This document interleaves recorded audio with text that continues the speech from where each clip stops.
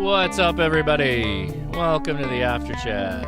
I had a couple of images and some stuff I wanted to play around with because today we've got a bit of a after chat topic. So I'm hoping you indulge in this conversation with me. For those of you that are watching the After Chat live on YouTube and like, what the heck is going on? Well, we're going to go to Discord. We're going to have our friends over on the Discord join us in the voice chat. If you'd like to join us on the Discord, the link is in the show description, video description, however you're seeing this. It'll show you a link to our Discord, and you can find out how to join us over there. Scroll down to hashtag live-stream, and you'll see us. All right. So, I changed my background today. I feel like being outdoors because I so seldom get outdoors these days. But anyway, thanks for joining us here on the Ham Radio Crash Course After Chat.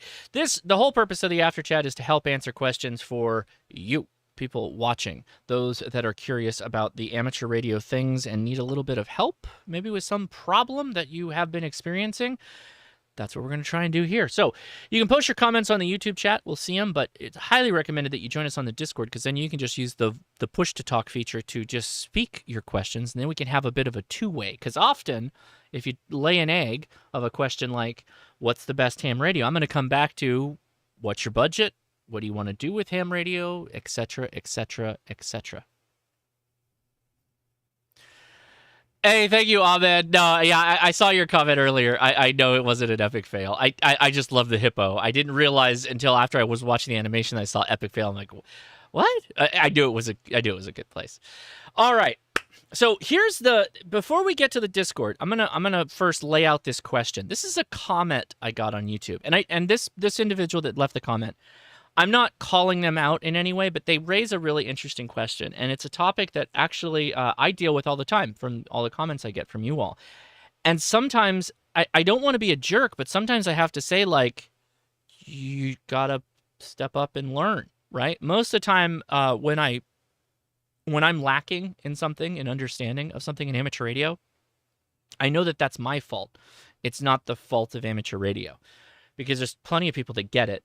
And they know how to make it work. So it's something on my end. And that's how I feel about, like, most problems. I'm an engineer, and so I see that a lot when I encounter a problem. It's not that the problem should change to suit my needs. It's that I don't understand how to solve it yet. Anyway, here's the question. Josh, I spent a great part of the week trying to understand and make myself somewhat familiar with the concept of radio transmission in general. Unfortunately, I feel that I have not made a dent with some of the basic concepts. I've seen several episodes from all different channels to the point where I'm about to give up. And believe me, that is quite a load for me to say. You guys love your acronyms, don't you? The variety of choices, reviews, brands, advantages, or disadvantages. The ham, shortwave, meters, HF, VHF, UHF, OMG, and now APRS. Base or portable, repeat towers, satellites, analog and digital frequencies, power amps, microphones, antenna, tuners, watts, tests, operator categories, what can and can't do, what goes with what, and oh my gosh, not to mention the investment money, etc., etc., etc. The level of frustration is huge, and finally had to conclude that in case of an emergency is quite a gamble, whether your signal may be reached or not. Too many variables. It's not worth the effort. I had a heart attack and wanted to have a plan B in case I needed to ask for help. That was not it. I better stand on a corner and cry for help instead. So first, I'll just say ham radio is not a good second emergency solution if you have a heart attack. You're not going to have a heart attack and immediately whip out a Baofeng and start calling CQ. CQ heart attacks on the air. That is not recommended. Get yourself an appropriate emergency response plan, particularly if you've had a heart attack and are at risk of having another. Do not assume that ham radio is going to help you with that. There are so many points to this. Gosh. I just did a video on how to solve, conquer, defeat amateur radio acronyms, and acronyms just in anything. And I encourage this individual, along with everybody, to go watch that video. But I'm going to hop into the Discord, and we're going to start off talking about that before we welcome all of the new folks. Don't worry, we'll say hi to all of you who are joining us out there. All right, let's get into the Discord after chat. And there we go.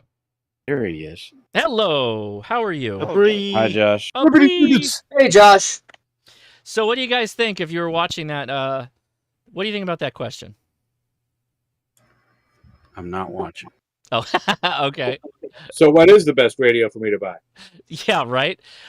No, so I got a comment, and I didn't really know how to answer the individual on their difficulties in the complexities of amateur radio.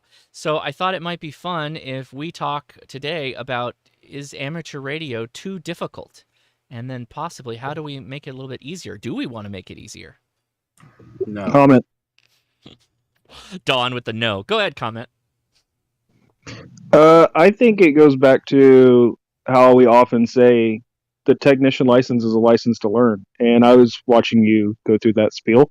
Mhm. And I have a wife who's trying to do her tech test and having a lot of difficulty. She's not a science-minded person, not a technical person.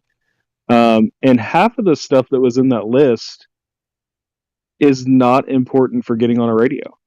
Yeah. There's no reason to talk about HF yet. There's no reason to talk about linear amplifiers yet. Like, all that's later. Right. So I don't think we've made it too hard to get on the air. Is it hard to know everything about being on the air? Absolutely. That's why we all are in this hobby and keep doing the things we do and keep spending thousands of dollars all the time. That's kind of what we do. But if he was looking for a quick way to make a cell phone call, he may be in over his head just in that aspect. Yeah. At that last part kind of threw me for a loop because, no, ham radio is not an emergency solution for that. It has emergency viability, but not in that particular case. Anybody else have a comment? Go ahead. I mean, every day we see stories from the ARRL or ARIS or where kids get licensed, or we hear stories of people who just sat down for a weekend and watched every YouTube video or read every book they could and got licensed in 3 days. I mean, I don't think it's too hard. I think it takes effort. Yeah. I think it depends what you want to learn. I think he was trying to attain better knowledge. I saw ham radio for non-techies. Were you going to say something? Yeah, I mean, I think it's a good idea to have a roadmap when you're getting into ham radio. Go get your technician license. Go get an HT. Start there. You don't have to start with a DX Commander and a 7610 or whatever, all this other stuff. Get an HT, learn that, use repeaters, make contacts, people, and you'll progress out of that. It's a gateway drug to get you into the other things you'll be interested in down the road. And then you slowly progress to the next thing. Yeah, well said. It's kind of like there's a lot of people who start out on Morse code and they're like, I'm going straight to conversational CW. I want a head copy. I'm not going to do anything before I get to that. That's where I'm going to start. It's like, well, that's like the end game. That's like later on in knowledge of Morse code. Just like I would say even operating a POTA activation. You don't necessarily start doing that. At least if you do start there, you're going to have some hiccups and some difficulties. Yeah, not everybody's Adam. Right. I mean, it seems like this guy's walking up to the wall of problems and looking at it 2 inches in front of his face instead of standing back and looking at the bigger picture. Oh, taking it slower. Yeah, he's going brick by brick. I heard Paul in there with a comment. Go ahead, Paul. Yeah, you also don't know what you don't know. Right. I mean, when you start out, you go, "Oh, well," it's like when I started out, I bought a D74. Why did I buy a D74? Because everybody said, "Oh, that's the best HT you can buy." It was so far over my head that I literally traded somebody for a 7300 straight up. And I hate the D74 because the D74 on a beginner level is, you don't know what a TNC is, you don't know what APRS is, you don't know what GPS is. It's impossible to really get into the radio, and it's very frustrating. And the more frustrating it becomes, the less you want to be involved in the hobby. I think we make the barrier to entry pretty simple to become a technician, and there's so much help out there to become a technician that I don't think it's too difficult. But you do have to put some effort in. And like we were talking before you got on, whether, it's like, how difficult is this one? How difficult is that one? And how much do you really have to know to pass a certain license level? And it's like anything else. You have to have some kind of standard to protect yourself from everybody else, and you don't know what you don't know. And when you start out, you go, "Oh yeah, this is what I think I need," and then 2 years later, you've narrowed it down to, for most people, not done, 2 or 3 radios, or in Don's case, every radio that they make. Well, that's And yeah. you have all of them. And I like. and honestly, I mean, I want to get a Hermes Light because I It's think good. that's a great radio for the money, and it does a lot of things, and it's a great portable radio if you bring your computer with you. It's a really good package. So as things evolve, you go, okay, I'm going to buy the next great thing, but you don't know what you don't know. That's the bottom line. Right. I like Don's approach though, because once you get done buying all the radios, you'll figure out which ones you like, and you can sell all the other ones, right? Because that's what we always do. We sell the radios we don't Don use, had right? his. I'm Don's too radios attached. are like his I'm too children. attached. Yeah. He would not sell anything. Yeah. All right. Well, we can come. Comment? I'll take one more comment. Let's see. I heard 2 people say comment. Let's go with the first one. Sorry. If you know if you were the first one or not, or give your name. I think it was me, but I'm not 100% sure. Well, go ahead, Nathan, and I'll do one more after that, and then we're going to welcome all the people who are here for the first time. Okay, so my comment on that is we've got too much malicious interference out there already, and then we also have our new people, which in a sense, I kind of like the way that the ban plan is set up for the U.S. because we have limited frequencies that we can use until we learn more, get more experience, pass more tests. It leaves some space for the more experienced people. If you take away the test or make the test easier, and just anybody that can get in there, you're going to start turning it into more like a CB where people aren't following the rules. We're self-policing, and if too many people start getting in there, we're going to lose the professionalism of it. You have to start thinking a little bit about effort versus reward, and there is a great radio service. It doesn't have HF, it doesn't have sideband long distance around the world, but there is a great radio service that you can get without taking a test, and that's GMRS. Yeah, I will. So stick out your ass. I will say that ham radio is not like CB, obviously, but at the same time, we have plenty of bad actors in ham radio that are violating the rules of ham radio, regardless of what country they're from. So I don't think that stands up. That if you changed, I'm not proposing we get rid of the testing. I don't think anybody's. I didn't even start at that point. Changing it though, give like technicians a bit more privileges on HF, for instance. I'm fine with that. At least I'm willing to discuss it. In this case, though, I think we'll come back to it. There was one more person that said comment. Let's take that. We'll come back to this because it sounds like you guys are passionate about it. That's awesome. But I want to say hi to everybody who's joining us for the first time here. So who is the second person that said comment? This is Clinton, KQ4HHI. I'll wait till you welcome the newcomers, and then I can make a comment. Thank you, Clint. Remember you had that. Well, let me just do that then. So the purpose of the after chat is to answer ham radio questions. You may not be on the Discord right now, but we've got it looks like at least 50 people that are in the Discord on voice chat. At least they can listen and they can type. They can do typing with their text little fingers to answer your questions. If there's something that you are having trouble with in amateur radio, join us on the Discord and get on the air, if you will. In an internet sense, so that we can help you out. So we like to kick off the show to formally welcome everybody who's taken the time out of their schedule to join us on the Discord. if this is your first time joining us on the Discord, we'd love it if you'd say hi. You may have to bind a PTT button in the settings of Discord, but once you do that, just go ahead and give your username on Discord. And if you want to say hi, that'd be great. And if you have a question, this is the opportunity. Priority front loading to everybody who has newcomer questions. So come now, any newcomers. Hello, can you hear me? We can hear you. All right, I've had some issues with Discord tonight. First time setting it up. But thank you for all the information you've been putting out. It's been great. Thank you. One of my questions is how basically I'm going to be in an apartment for the next few years. I've seen your radio shows and I've seen the antenna shows, but just basically, short question is, would a receive mag loop connected to an SDR plus a transmitter antenna be a good idea, or should I just go with one antenna?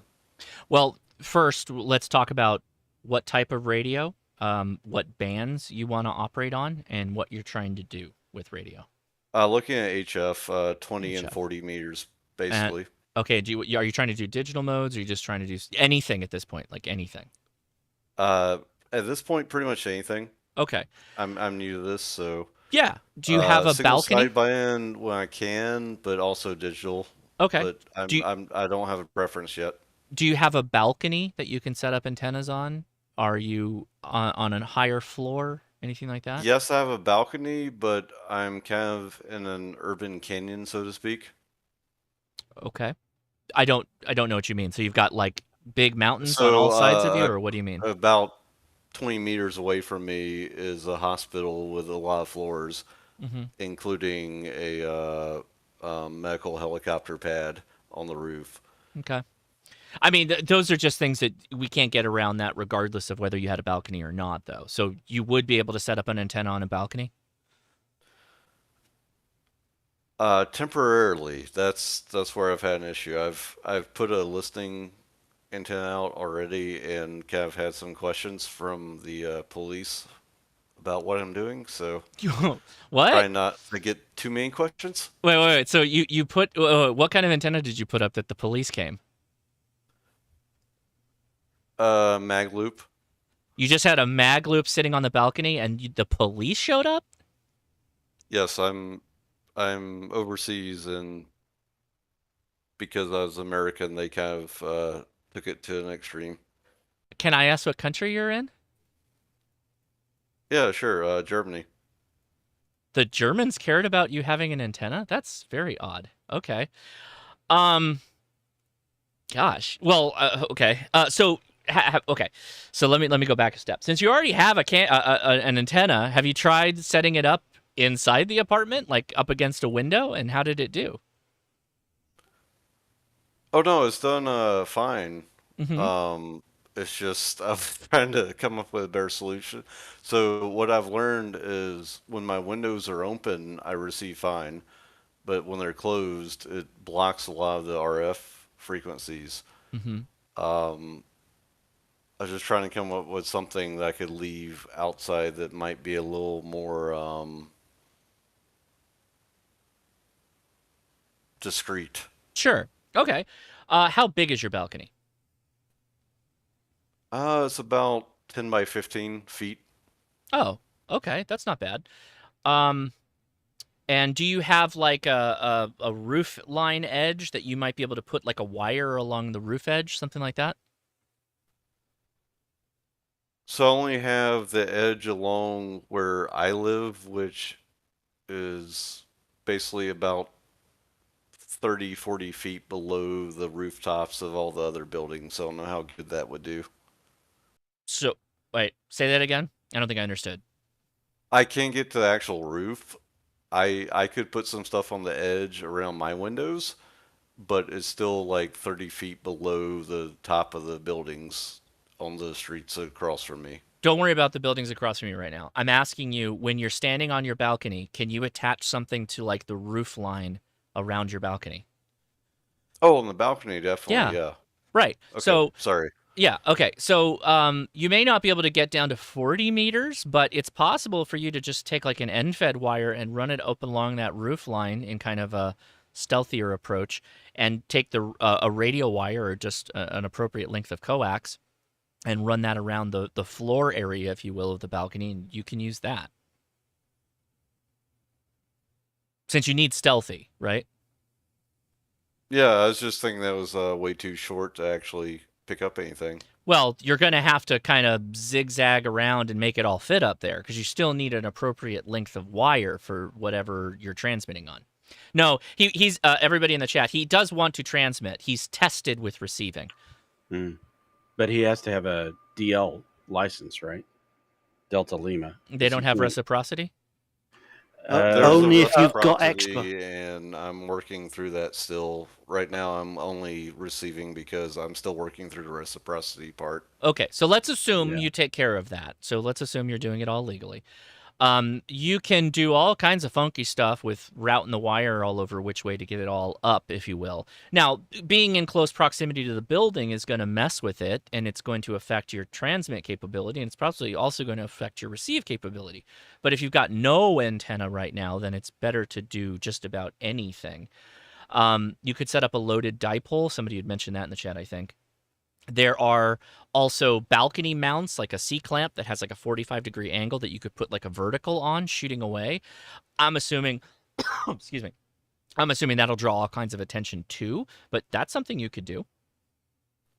Yeah, and actually that might actually be okay, because I think an actual antenna that looks like an antenna might get less attention.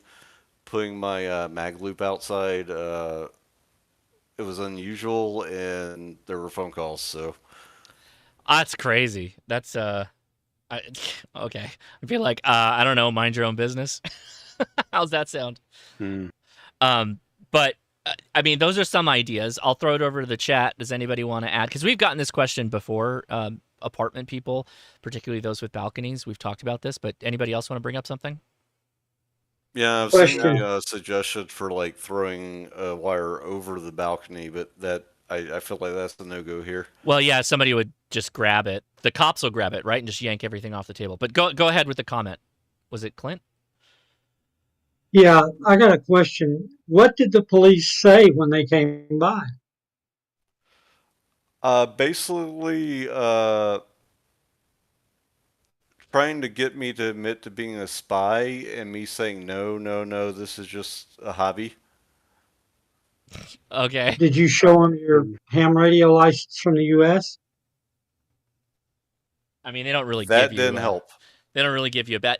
Okay, just because you have a license for whatever country of origin, you could still be a spy, right? Everybody appreciates that. Like, just because you have the equipment, you could still be spying, right? So yeah, but we're friendly with Germany, so it's really odd that the police would be asking that question.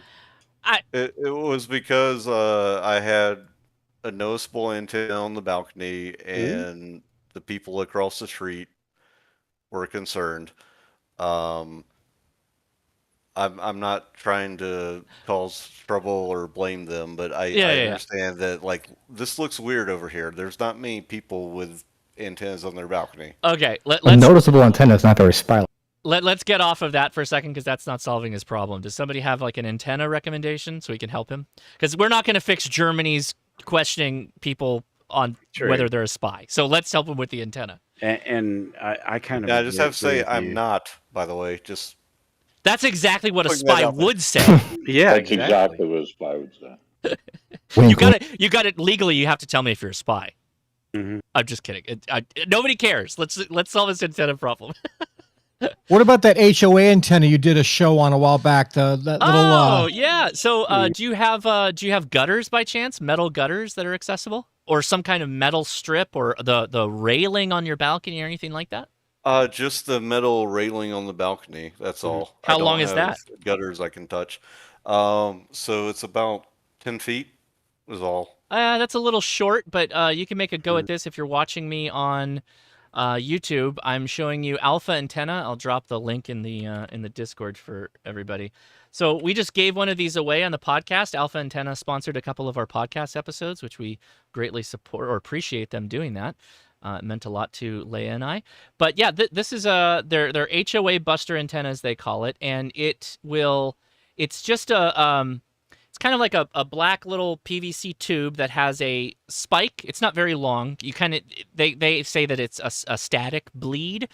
You can use this portable, though. It doesn't have to be shoved in the ground. And it comes with a little alligator clip that you clip onto something metallic, and then you use the metallic thing as the remainder of the antenna. And you need an appropriate amount of coax to kind of act as a counterpoise. That is a little short, though, 10 feet. So that would be a problem. You could clip the antenna on one side and then have it run along the balcony, the railing. And then at the end of the railing, you could have another clip to another piece of wire that goes up to the roof line and then around the front. Like you could totally do that and extend it. Go ahead, comment. You have to remember, in Europe, we don't use metal outside fittings on anything. He just said he's got a rail. Most of the gutters and stuff are plastic in Europe. We don't use metal fittings at all. But he said he does have a metal railing. Yeah, the only metal railing aside, I said, I'm just adding some information so that you know for the future. Gotcha. Okay, thank you. So that's what I would do if you needed to be even stealthier. Does that make sense? What I'm saying? And that device may be a 9-to-1, in which case, with a decent tuner, it would work okay, right? I don't think it is. You'd have to go look at the website. There's some kind of special mojo they got going in on. It's a 6-to-1. Oh, 6-to-1. Because I mean, like, I work with the Facebook group for rain gutter antennas, and most of us run the 9-to-1s on the gutters, but right. Yeah, they could be doing something a little different. I believe the honestly, I have to admit that 5-to-1 of my 5-to-1 sorry, 5. Yeah. You guys are all talking over each other. Hold on. So I heard 5-to-1 from somebody there. So let's go back to the gentleman with the question. Does that help? Give you some options? Yeah, it helps. And I was going to say that honestly, part of what I'm considering is just, getting an inverted V and doing basically portable until I come back stateside and can make something bigger. That is one of the things I was thinking about telling you, but that's not really an answer to your question. So I tried to at least get you, operating from home, which I think is no. I appreciate the answers, but the more people discussed it, the more I'm like, yeah, maybe it's a bridge too far. So you're saying I appreciate all the attempts at answering it, but I'm starting to think that maybe it's just not a thing while I'm here. Okay. Well, hey, Josh. Yeah, go ahead. Digital Rancher, go for it. If I was in that situation, I would try a 20-meter dipole against the wall inside the house along the outside wall, right? Okay. At least at that point, you've got the best power transfer that you're going to get to an antenna because you're in a compromised position anyhow. Get as much RF as you can out and keep it on the inside of the house. Nobody's going to see it. And I'm always surprised at how well an indoor dipole works. Yeah, the only downside with an indoor dipole, because I've used those, is the RFI, because you're bringing it all. You're going to hear all of it. And I'll say that I appreciate that response, but over here I've already noticed that the walls have way more metal in them than I've ever seen in the States. Well. Suggestion. Yeah, I've got a suggestion also. Really quick, there's somebody, Jeff. 1 second. Jeff in the YouTube chat is saying, I'm new to Discord and having trouble finding the link and connecting through a browser or app. I'm not sure what I'm missing. So the description for this YouTube video, it'll say Discord, and you take that link, and that will get you through the process of joining. So, Jeff, go ahead and give that a shot. All right, go ahead. Let's take another comment on this one. All right, real quick. You can use a chameleon clamp on the edge of the top rail of the deck, or the top rail of the patio, and then run the MPS light 17 feet. You can use the bottom two sections to get out on 10 meters, 12 meters, and 17 without anybody seeing anything. And if you extend it the whole 17 feet, you just run it up against the wall. Nobody will see it. So, yeah, that's an option. And if you add a coil to it, you can get up to 40 minutes. The only concern there is that the clamp that Chameleon has, I guess it depends on which clamp. If it's the C clamp, it kind of wants to be aligned vertically. It won't really work that well at 45-degree angle. They do have a jaw type clamp. You would probably need to go with the jaw one, not the C clamp, if that makes sense. That's what I have. So they're going to go 45. So yeah, then the question is just what the widest diameter is of the jaw versus the balcony. All right. So let me make just one quick suggestion. Yeah. So go watch Walt on YouTube. He's called Coastal Waves and Wires. And he has spent like the last year or 2 years going back and forth to Poland and operating radio there. And he has tried many, many different types of antennas. So you might want to just watch his videos to see like what the propagation is like and all of that kind of stuff, because the further you are up north of getting close to the Arctic, the more things change a little bit. And Walt talks a lot about that in some of his videos. So okay. Very good. Let's see. I just want to say thanks everybody for all the suggestions. Very good. Thank you for joining us on the Discord. Everybody on the YouTube that have questions, don't worry, we'll get to yours soon. But we try and get through the Discord first because they took the opportunity to join us, so we appreciate that. Right. All right. Who's else here for the first time that would like to say hi and or ask a question? Come now.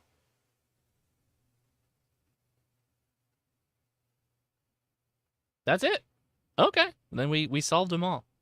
Then we will get to the YouTube questions faster, I guess. All right. Well, if you're all in the process of joining us on Discord, just remember to set that PTT button. We use a lot of people use Control or something like that, and make sure you set a mic and a speaker so you can hear us. All right. There was a question in the YouTube asking about SWR meters, and I don't know if the question was about SWR meters or antenna analyzers. So that was the clarification. So if you could reply back and let me know if you meant analyzer or meter. That's it. We solved the world's problems, at least ham radio related, right? That's what we're aiming for. Oh, a meter. Oh, okay. Well, so, I know I took up a lot of time, but can I just throw in one quick? Yeah. Really, absolutely. Thanks to the testing part of the Discord, because very helpful. Oh, excellent. Yeah, no, thank you for being a part of the group here, and I'm glad you're active on the radio, or at least trying to get there. That's awesome. Good for you. All right. Yeah, so the comment on YouTube was on an SWR meter. Do you guys all have a favorite SWR meter that you use? Not an analyzer.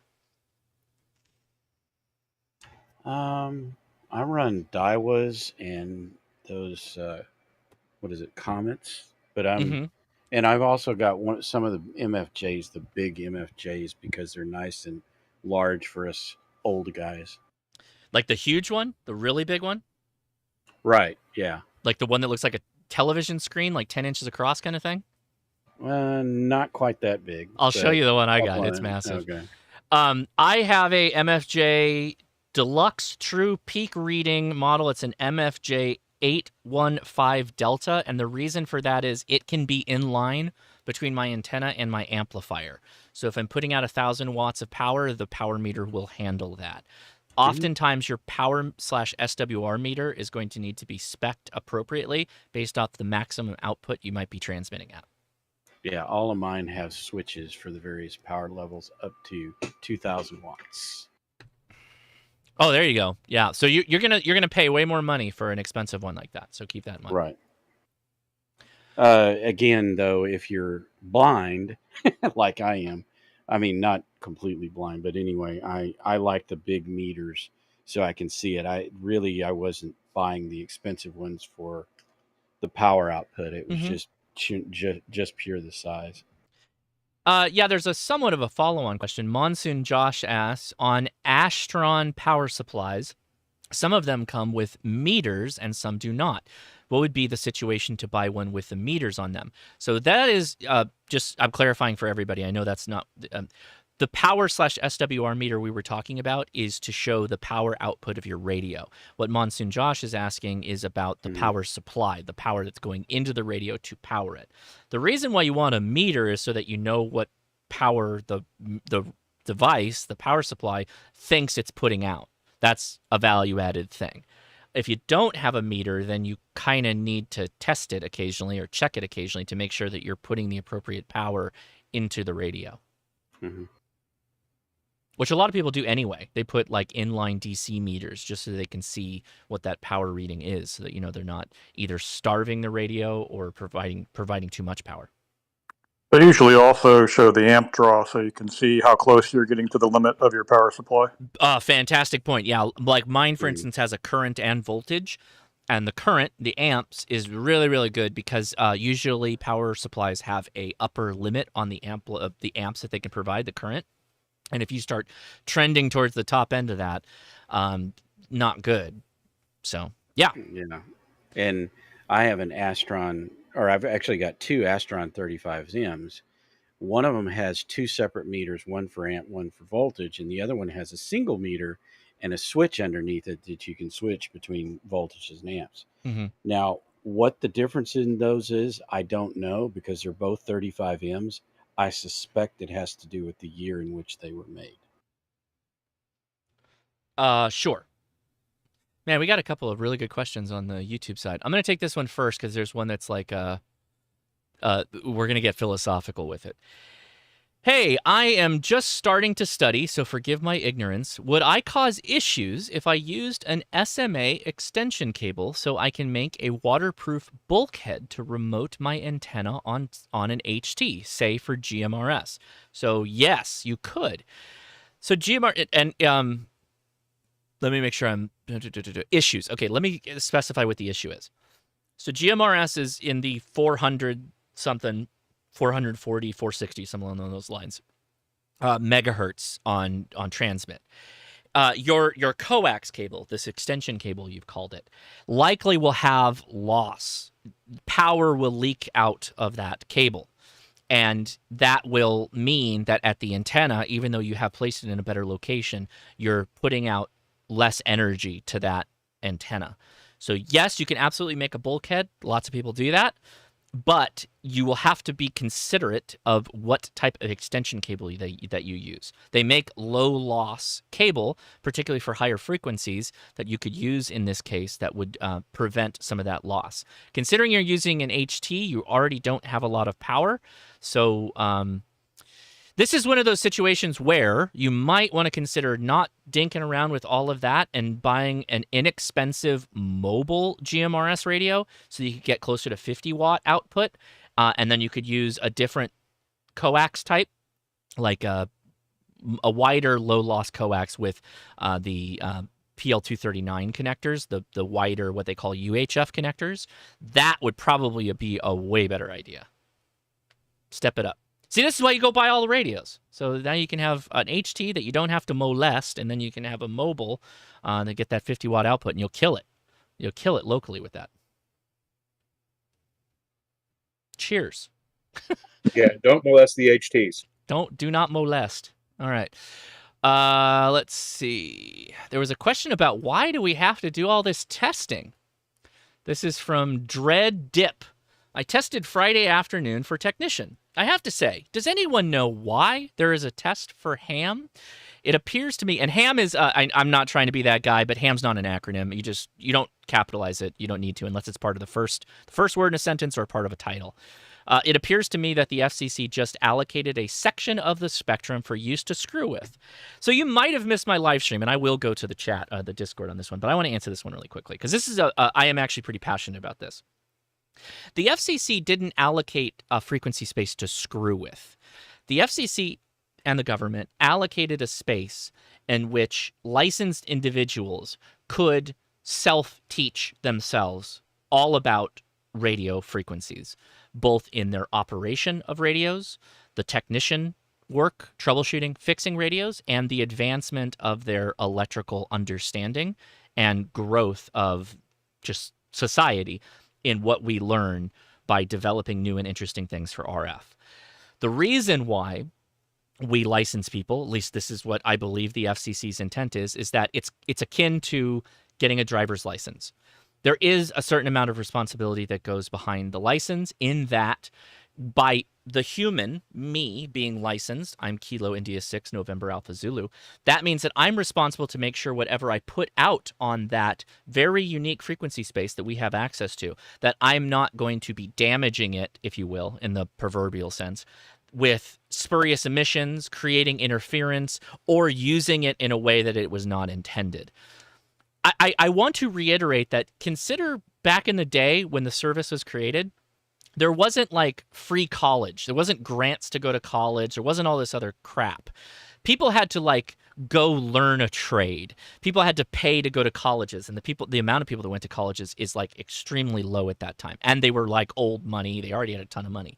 So the fact that there was a service that exists that encourages people to self-teach and they could come out the back end and be considered knowledgeable just because they were an amateur radio license is almost like getting a degree of sorts, particularly if you had one of the higher levels of licenses and you, of course, you did the appropriate things to learn about stuff. So it's like the government said, here you go, here's this space. Yes, it is a sandbox to learn, but if you do learn and you self-teach, you could come out with some really marketable skills, and those skills are still marketable today. So that's why I think it's it requires a license. All right. Anyone want to add a comment? Well, other than the fact that, I mean, it's not just the FCC, and I mean, Liberty Cave and I are talking about that in the YouTube chat. Sure. It is not just the FCC. Of course. It is a worldwide thing, and we're not going to be able to just go, oh, we're just going to treat it like GMRS on our own. I think the ITU and the European nations, the Russians, everybody else is going to have a say-so on that. Mm-hmm. So we can't just like do whatever we want. Right. But also, I mean, like, we don't want people to create a harmful situation on the air. Plus, we don't want people to hurt themselves or hurt others by radiating them with RF. So there's a certain level of safety, understanding basic operating procedures and some other stuff that they believe the licensing test provides. I don't know if that's true. I could argue that point both sides. But here it is. It's a historical thing that exists, and they modify it to try and make it better when they can. But like all things in every country and every government, it moves slowly, and it's not always fantastic. Yeah, and I just think though that in having that argument with someone, you're not going to have it with just people in the U.S. It's going to have to be a worldwide discussion, and I don't think. I mean, those are typically very difficult even to organize. Sure. To get everybody else together even to discuss it. So yeah, I don't I think I get what you're saying and I agree, but all I'm saying is that there's that added component of you're not just talking to the FCC, not just talking to the US, it's got to be everybody in the world that agrees to it. Not exactly. So unless you're going to change the size of the bands and what modes and operations can happen on those spaces, like if the FCC wanted to provide a ton of HF privileges to technicians, they could do that without having to be an international agreement.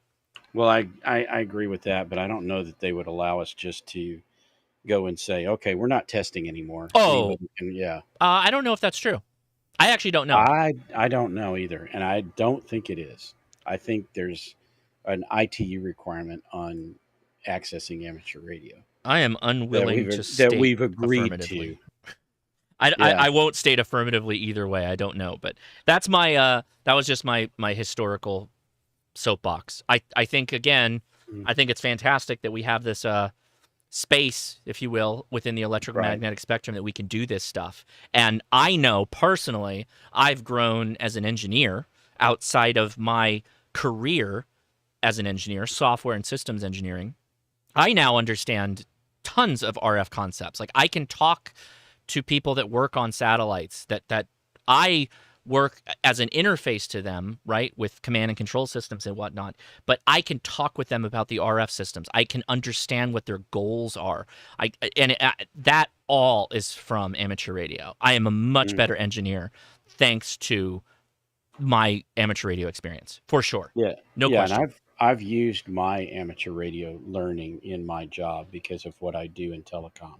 Not that I'm designing radios, but now, especially now, because the company I'm working for is truly designing radios, that I can see, like, what you were saying earlier about, like, we're bleeding edge.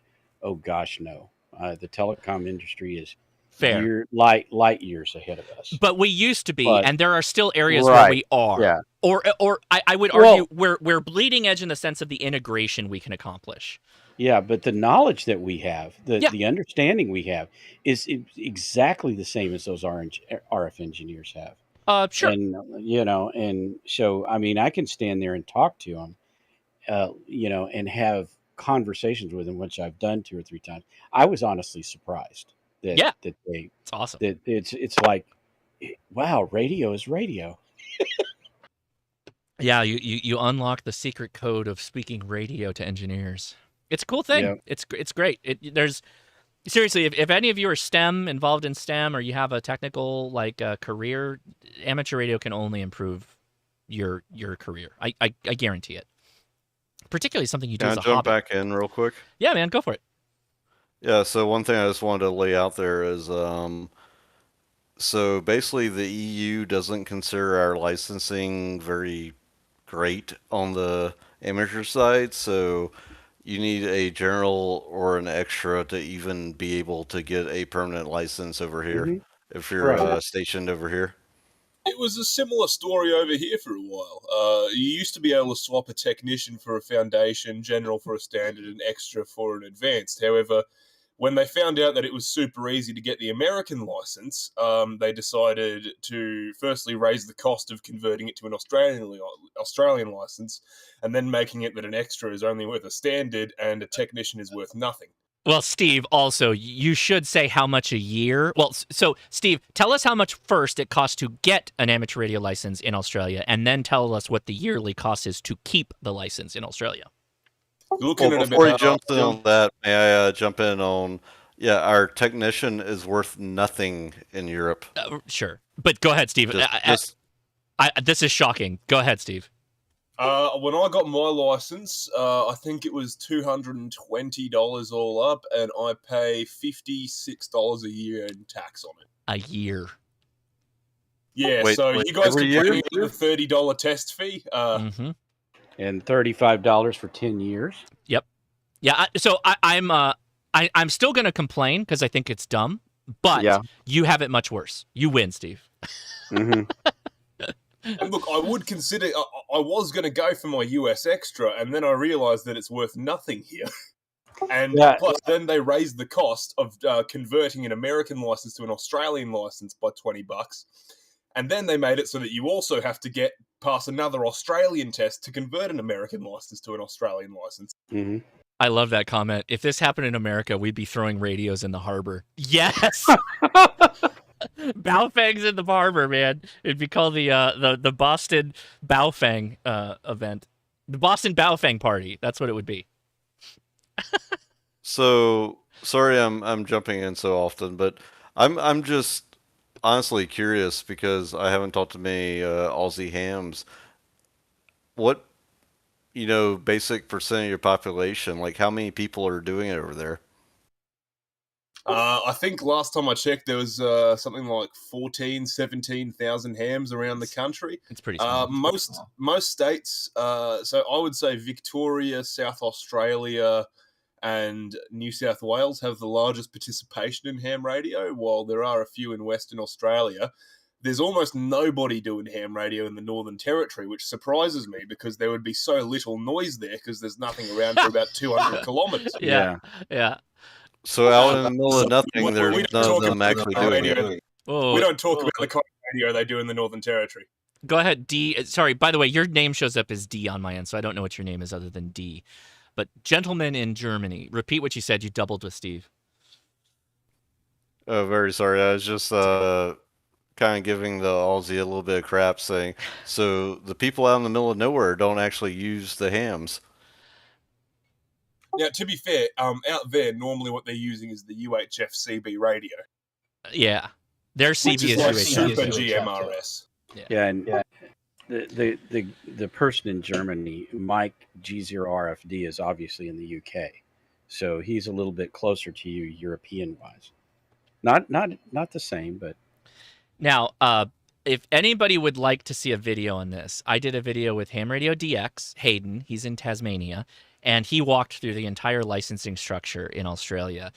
We did it like 2 years ago, I think, and I covered a ton of questions with him. He did a fantastic job. If you're interested in that, I also did one for the UK with Callum, and going to do more in the future, but the UK, the Australian one was very, very interesting. Go ahead, Steve. Comment. If I may just do a quick break, that is current at the moment. However, there is a lot of change. I believe the ACMA has passed an amendment that they will try and make it, they're going to change the entire licensing system from what I've read. They haven't done it yet. They're probably just, twiddling their thumbs at the moment. Sure. So that video is currently current. However, it will just be careful looking at it in a few years' time. They'll just take whatever I said and whatever Hayden said and just add $100 to it, right? That's what the changes are going to be. I'm kidding. Actually, they're looking at reducing the fees because the ACMA doesn't want to deal with us anymore. I don't believe you. I'll believe it when I see it. When it happens, you tell me. I want to hear more about that. Who had the comment? Somebody else did. I did. Oh, go for it, Mike. Basically, if you want to know more about the German licensing system and how the reciprocal licensing bit works, go on to the antennas bit and look up M0JEO or because we did this for an American Army serviceman. Rob and a few of us looked into how to convert your license into a German license, and the American serviceman is now back in America. But it was an interesting couple of months helping him get his way through the paperwork. So Rob has a much better memory than I do. So yeah, speak to Rob, and but you sound like you're halfway there anyway. But there is a lot of rigmarole with getting a German license. Thanks. I've actually seen what I need to do. I need to upgrade my American license to be able to get a German license because basically technician is nothing over here. Yeah, that's pretty much it. It's an international thing that America didn't sign on to allow that to work anywhere else other than America. Yeah, and I even think that if you try to get a UK license, you have to be like either an extra or general. Yeah, we don't recognize generals over here either. So you literally got to be an extra. That's what I thought. That's true in a lot of countries, by the way. What I find luckily, basically Germany would give you a general equivalent to their novice. I forget the name of it, that's basically the equivalent. Yeah, that's pretty much what we ended up. The gentleman ended up with their German novice license, which is a bit restrictive. So just wondering, Germany, you wouldn't happen to have any prior qualifications in any kind of broadcasting or radio frequency engineering? Only through work, and since I'm trying to do this on the ham side, it doesn't count. Right, because I understand that in Australia, if you have previous experience in broadcasting or RF engineering, you can get what's called a recognition of prior learning. which allows you to turn that into a ham radio license without passing the test. You just got to send someone a lot of money. All right. Yeah, and that's what I'm trying not to do the lot of money part. All right, let's take a break here really quick to see if there's anybody here for the first time that would like to say hi or ask a question. Let's try and take some of those, and then we're going to say hi to our YouTube friends that are in the house. Sorry for monopolizing. Oh, no, you're not. These are all good points. I appreciate all the conversation. Don't get me wrong. I just move around a lot to make sure we're not leaving anybody out of the conversation. That's all. I'm not trying to cut you off. And feel free to stay and ask questions and add more of your comments. I appreciate that. But it sounds like we don't have anybody new, so that's fine. Let's go down. Oh, go ahead. Chat. First time on the after chat. Oh, is that Micah? Go ahead. Yeah, no, just saying hi. Well, thank you for saying hi and being out here with us. Appreciate it. So if anything comes up, feel free to jump in. We appreciate it. There was a guy in here named Clint that was in like right away, and he's gone now. Oh, Micah, you're cutting out there. Were you saying something? Yeah, sorry. There's a lot of discussion about the European, the Australian licenses, the American licenses not being any good for that. Is that only if you're applying for a permanent license, or is that also true for a temporary license? Like I'm going to vacation in Europe for 3 weeks or whatever and want to take my ham radio. Is that basically not a thing over there? So a temporary license for like 90 days, you're good. The issue is if you're living here, like if you're over here with military or other, that makes it more of an issue because you have to start responding to the local laws. Hey, Mike, do you remember if Dijon got his reciprocal in Germany? Or He ended up, like I said, he ended up with a German novice license. All right. I highly recommend that if you're traveling as a ham to any other nation, that you look up what the reciprocity requirements are, or just the agreement. The ARRL has. Hold on. Gee, let's not talk over each other. I appreciate that there's a lot of people in here. There is a ARRL has some of the information. The question of whether it's up to date and whatnot, you may have to go to the country's version of the FCC to find out what that is. So consider that a nice little evening of research that you have in front of you. Sorry, go ahead, Steve. I was going to say a lot of it has to do with ITU region. All right.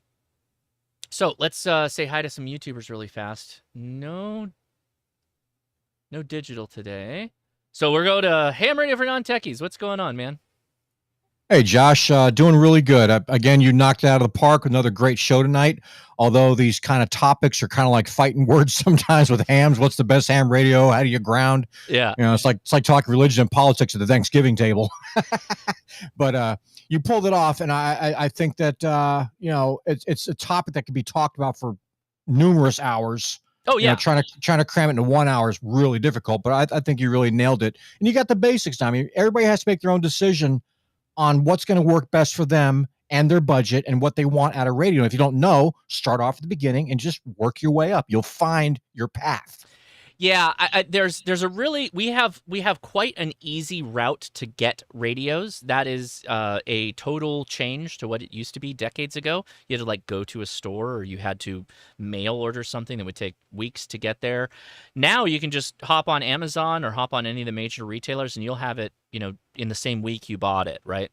So taking the time to answer the questions of what are you going to do with this thing? What do you think you can do with this thing? And then actually looking into it is really value added, I think. Absolutely. Yeah. So as far as me, things are getting much better around here. There's going to be a couple big changes coming up. I'll reveal when I have more information. Ooh. But start expecting to see a couple more videos from me than there have been in the recent months since I've been in my recovery. Oh, good, man. I'm glad you're on the up and up. Yeah, things are getting much better around here. Just gonna keep rocking and rolling. I owe it to the viewers, that helped me out during this whole thing, and gonna give back to the community. So awesome. Right on. Fear of cooking. Fear of cooking. Yes. Well, I got some videos in mind. It's just a little bit more difficult to set up the studio and the kitchen because I run a 3-camera operation. I'm a one-man show. So it makes editing a whole lot more fun. But yeah, I've got some ideas. I have a whole bunch of recipes I want to get out for you guys and stuff that are fans of that channel. But my primary has to be the ham radio for non-techies for right now. Sure. Well, I enjoy the other one too, but Thank you. Yeah, both of them. Thank you. I appreciate that.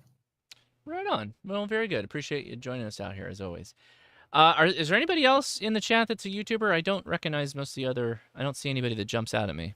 I don't want to step on anybody or forget them. Okay. So we got a question. Let's see. This is from Digita Klutz. Josh, will you please explain the difference between power supplies? There's two major types. I've seen words like switching power supplies, variable power supplies, and full wave rectification. So you're generally going to see two types of power supplies, linear and switching. And switching just switches on and off fast enough to maintain the current and voltage that you're trying to get. And a linear is just, like it says, it's just linear. It's constantly there. Back in the day, switching power supplies could lead to noise, and that was not great. Switching power supplies have improved significantly. They're also much, much smaller than linears.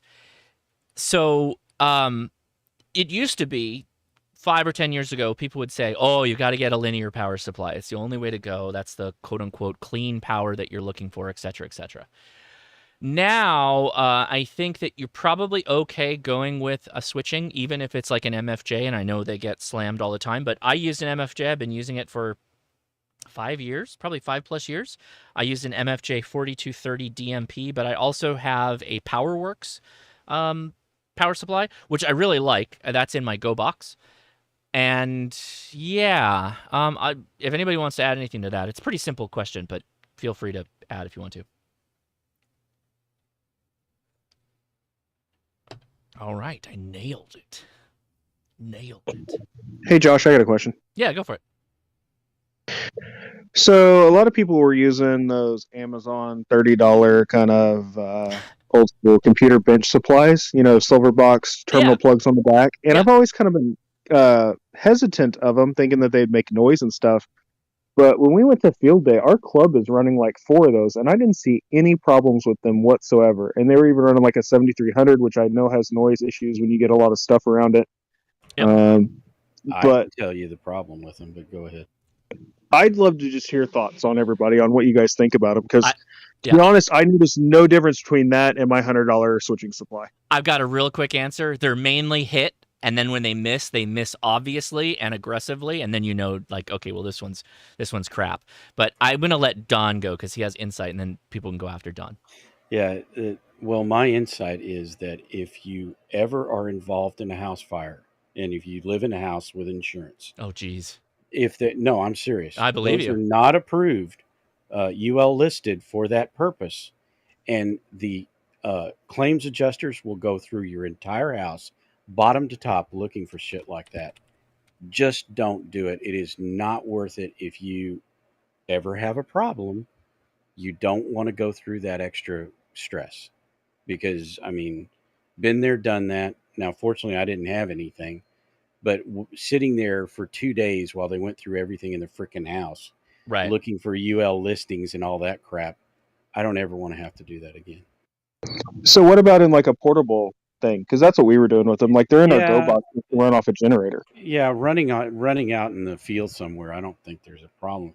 We have them at work, and again, we're running servers, but they work beautifully. They definitely do. They're really good. We get 750 to 1200 watt ones, so they're quite good on the 12 volt rail. Comment? Go ahead. Yeah, it depends on the brand, and I don't know which brand it is, but we found, me and Rob has bought several of them, and 1 or 2 of them were really bad. Like Josh says, they either work or they're terrible, and there don't seem to be any in between and any way to tell. Yeah.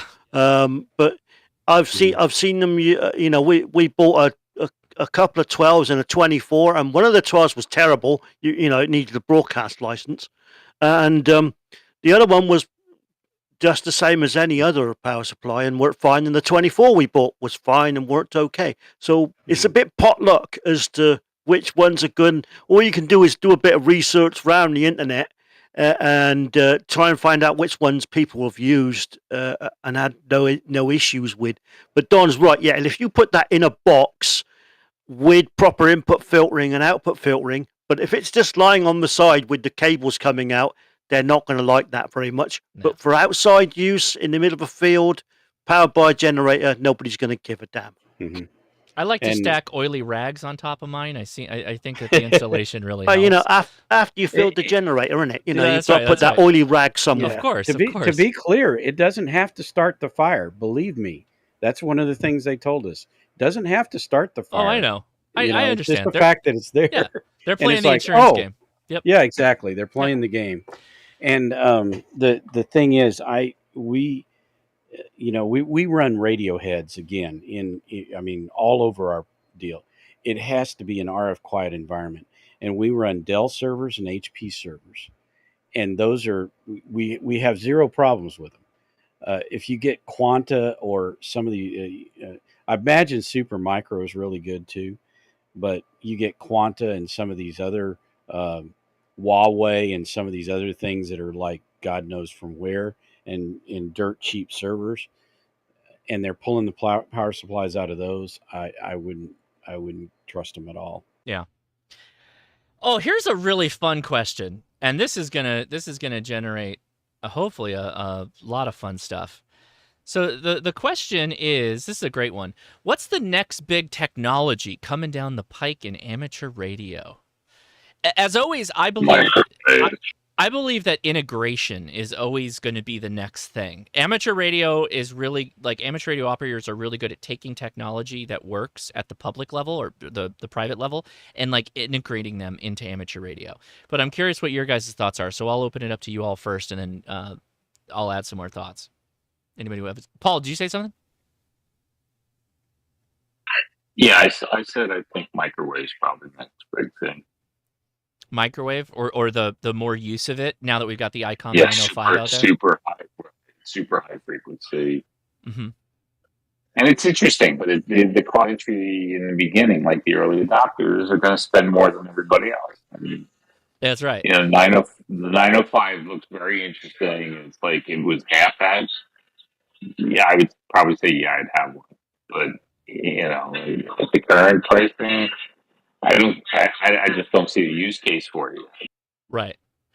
I agree. USB-C everywhere. There's a couple of USB-C comments. I do the one transporter room when we can transport human beings over RF. Could you imagine how much bandwidth we needed for that? So the thing that I would like to see, I think I want to see this. I'm not completely sure. So if you think about the ICOM 7100, right? It was a body of a radio that you hid somewhere, and then you had a nice little alarm clock that sat on your table. Novel idea. I think it probably was ahead of its time. But take the 905, right? The 905 has that RF unit that is for externally mounting. I think that is going to be interesting to see what we can do with that. So if you think about SDRs and all that stuff, what if you had like a waterproof, water-resistant, watertight device like the RF unit that's on the 905 that you could mount at the radio location, and then you start remoting all that crap to like the server rack or something like that you could do extensive shielding on it and bonding and all that good stuff. You could do like all this stuff that we're doing in these plastic boxes that sit on our desk. What if we moved all of that into a server rack, which is kind of already happening with a lot of the SDRs? Like Flex, exactly. So, but what if that happens kind of like outdoors and like right at the feed point, or just aggressively close to the feed point of the radio, getting it up and out of the shack outside, I think is going to be a way to alleviate some of the RFI issues that we have, because most RFI is in our homes. And so you're basically saying computing on the edge for ham radio. Right. Yeah. So you almost create your own cloud server, but the cloud is sitting on your roof right next to your antenna feed point kind of thing. God, you're talking about what I do at work. It's just blowing me. Ugh. Anyway. Right, but think about it, Don. Anyway. I think that would solve some problems. I think you're it really describing would. a cell site. You're describing a cell site. That's exactly what we do at the cell sites. But I mean, think about all the work that you do to ground and bond everything. Like if we did that with a nice waterproof enclosure and we had all of our equipment as close to the feed point as possible, get it away from the shack, right? And then we do some amount of work on our stuff that connects to it because we have to. But man, we'd be. I think we would help out a lot of our noise problems by just getting all of our stuff out of the house. Yeah. Now I will say that most of the cell sites are running DC power inside the site. There's a few that are running AC, but most of them are running DC, either 48 volt or 24 volt or something. Mostly 48. That's fantastic. And so they're running that, and then everything then connects back to some central data center where like the rest of the cloud exists, if you will. So yeah, I mean, pretty much everything we do in telecom for the last 15 plus years is SDR, remote SDR. Yeah. See, like that. Jason Reed, congratulations on your general, and yeah, Nathan, you nailed it. We made contact, no problem, to Vermont, everybody. Southern California to Vermont. Good job. Anybody else? What do you think the next big leap or big step is in amateur radio? Comment? Go ahead, comment. Is that Jim? Go for it. Yeah, it's Jim, KB3SYK. Computing is really moving into amateur radio, especially in digital modes, right? Yeah. So, artificial intelligence is taking really the forefront, I think, of where we're going. And I think that's really the key right now. I like it. I want an AI that will make QSOs for me. I want to get DXCC with ChatGPT. Well, that's not fair. You can't do that. What? Are you saying I can't? I'm just kidding. Of course you can't do that. But wait until I make a live stream on that topic or a video. It's like, I got DXCC with ChatGPT because it rhymes. Oh my God, that would blow up. Yeah, despite Endpoint trying to do so. I mean, if you sat there and monitored it, would that count? No, he used to sleep next to his station that was running auto FT8. No. I mean literally single sideband, like hook. Oh. Like get a voice artificial intelligence. Well, here's what we do, and I don't know if you guys are that interested in what we do in telecom, but if you really what is interesting to me and what I keep going, why can't we do this in amateur radio? And there may be reasons, I don't know, but we take a channel like an FM channel, and we subdivide that into 24 or 64 separate channels, and they're all carrying voice. They're all carrying voice, video, whatever. And I mean, if we could harness that technology in amateur radio, it would be really good, especially on the 2 meter 440 side. Now, you get up into HF, and what I want to see in HF is us to develop some really good digital codecs, because, we've tried free DV, and we do, there's some guys that are using D-Star and Wires X, but those are just not really as effective as we want them to be, right? And what I find is that people that have done that innovation, they kind of stop. They work on it a while, and then they get bored or whatever, and they move on. It's not something I understand, but it would really seem like if we could get that working on HF, we'd have some control of the fading, because I don't know, you've used DMR or whatever, radio to radio, and what it acts like. And if we had that on HF, that same thing, we're not listening to all that crap noise in the background, the signals being pulled in digitally into our radio, and then our radio is turning that into an audio stream that we're listening to. So we're not listening to all the other crap the radio's listening to. Right. Oh man, that to me is the holy grail. Take a look at the VARA modes, especially in HF. They're really amazing. Yeah, but there's no voice there. Well, it'd be amazing if we could get voice amateur multi-frequency or even frequency hopping. And I know we can't do encryption, so frequency hopping might be a bridge too far, but just for being able to break through the spectrum. Yeah, what I was talking about, like, is creating a codec, which, in some deals that can be interpreted as encryption, but it's really, as long as there's a decoder that the FCC or whoever wants to listen has, then it's not a problem. But yeah, creating a codec or a kind of an encryption of the digital or of the voice and digitizing it and shipping that, like we do with FT8 signals. Boy, that would just be, I don't know.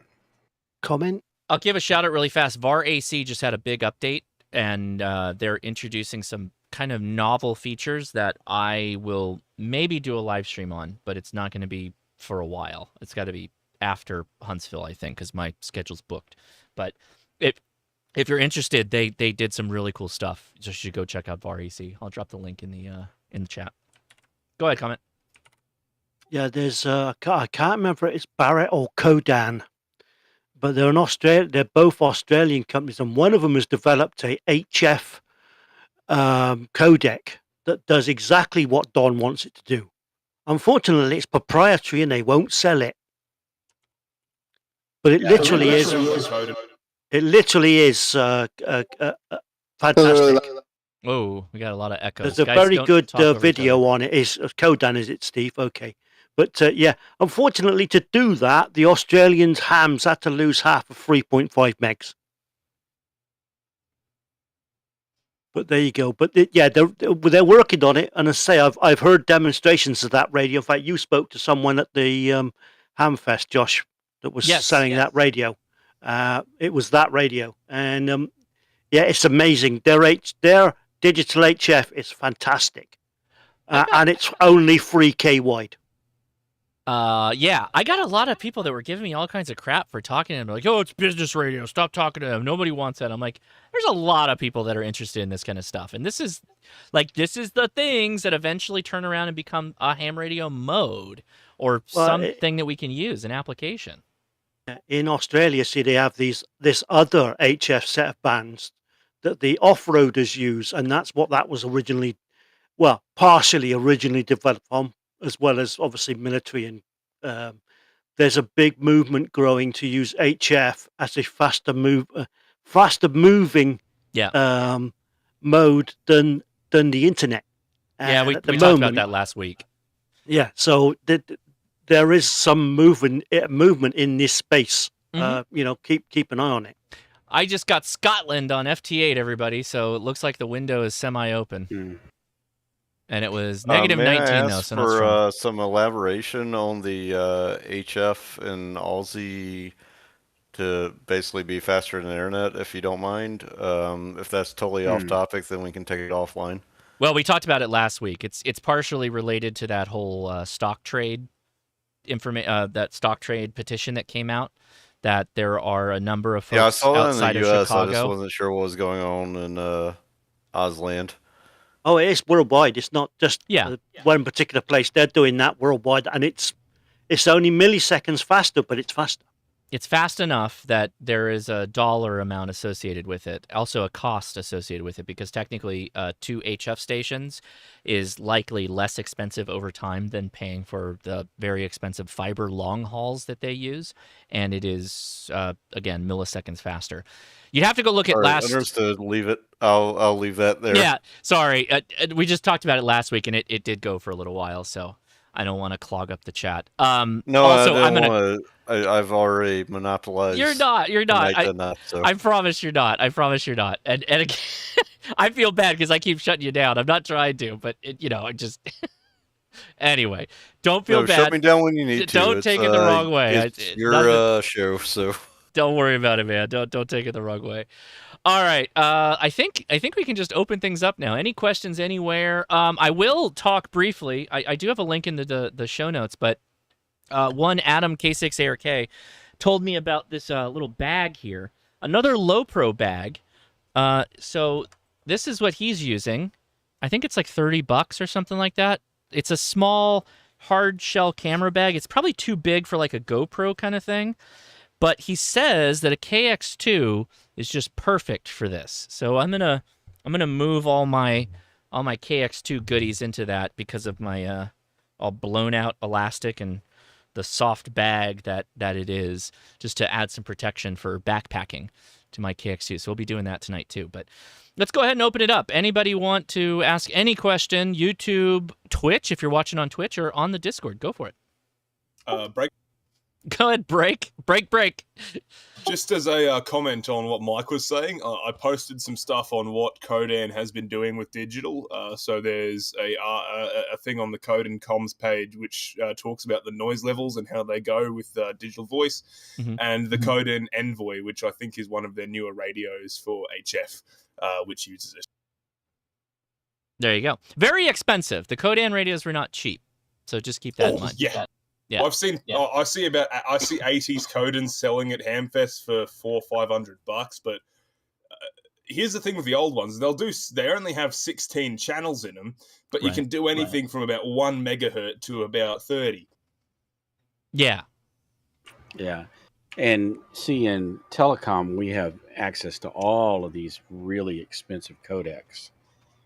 Just because, we're not paying for it; it's the customer that's paying for it. But and all the cell phone manufacturers are putting those in the phone, so you really have no choice. But like what you were saying earlier, Josh, about us being on the bleeding edge, I wish the hell we could get on the bleeding edge of this stuff. Yeah, well, I mean, at some point, well, no, I guess you're right, because at some point that's kind of industry secrets, or industry, proprietary stuff. Yeah, industry makes money on it, and like somebody else said, well, yeah, there are guys out there that are doing this, but they're going to sell it. Well, yeah, and that's the issue. You're not finding somebody that's going to, hey, I'm going to create this great new codec and I'm going to open source it. Yeah. I did get a question on what the spaghetti or the sausage making is on the live stream. So above me is Grid Tracker. The white window is WSJTX. The window below WSJTX is Grid Tracker as well. Below that is the waterfall for WSJTX. And then the far right-hand corner is actually the HDMI output of my 7610 radio that I'm piping into a capture card into the streaming computer. Have you ever seen one of Callum's live streams? Yes, but it's been a while. Yeah, he always has that scrolling on the bottom of his page, because I imagine every stream that you do, people are going to wonder what that is. The new people are going to wonder. And if you just had that rolling on a scroll, okay, above me here is Grid Tracker, and because he does the same thing with his 990, his in N1MM Plus, and he's got 2 or 3 things. And then he also describes, because you're generally listening to him, that your left ear is this antenna and your right ear is that antenna. So I that's rolling on the scroll. He never mentions it. So that's pretty pro. I'm gonna have to go watch Callum's setup then, or I'm gonna have to go watch his live stream, because if he's got left-right audio channels going to different antennas, so he's split the receivers and outputs that into an audio feed that he then pipes into the live stream. That's pretty slick. I'm on board with that. Yeah, that's super cool. He's pulling that from his radio, because he's got 2 channels in his radio. Oh, and he's literally listening to it in his ears. Sure. And then he's piping whatever. Yeah. So how he does that, no clue. Well, so yes, I understand that. I have that too. But the sausage making of that is he probably has a mixer that he's dual channeled the mixer out for that. I know. At least when I talked to him about this like 3 years ago, I know the mixer that he was using. I don't know if he's still using it. It didn't work for me, but that's pretty cool. All right. Yeah, but we don't want FT8 in both our ears. No, I'm not. Yeah, that's why I don't. Nobody wants to hear FT8. Here's an interesting one. So Patty Leather couldn't watch the entire presentation from the live stream, but wants something he can use at home or take rucking. All right. So we did cover this, Patty. We actually covered this 2 ways. So I'm not going to rehash all of that. But I want everybody to understand, if Patty is saying what I think Patty's saying, is everybody familiar with what Go Ruck is? Does everybody understand what that is? Okay. If he means in the sense of just backpacking, well then, okay, we already understand ham radio backpacking. But a Go Ruck... Are we talking backpacking, or are we talking like 45 pounds, no water, plus water? Yeah. So I don't know. I think it might be the latter if he's saying rucking. So there's a brand called Go Ruck, and they have all these like events you can go to, and they have a backpack and they have weighted plates that you put in the backpack, among other things. If he means that he's gonna go ruck, and they like take it off and they do bench presses and all this like exercises and stuff like that. If you mean like you want to put a radio in that bag with the weight plates bouncing around, I know it's padded and all that, but still you're gonna put some hard use on that bag. You pretty much have to go like Lab 599 TX 500 at that point. I think. I don't know that I would want to run like if you mean HF. If you mean HT.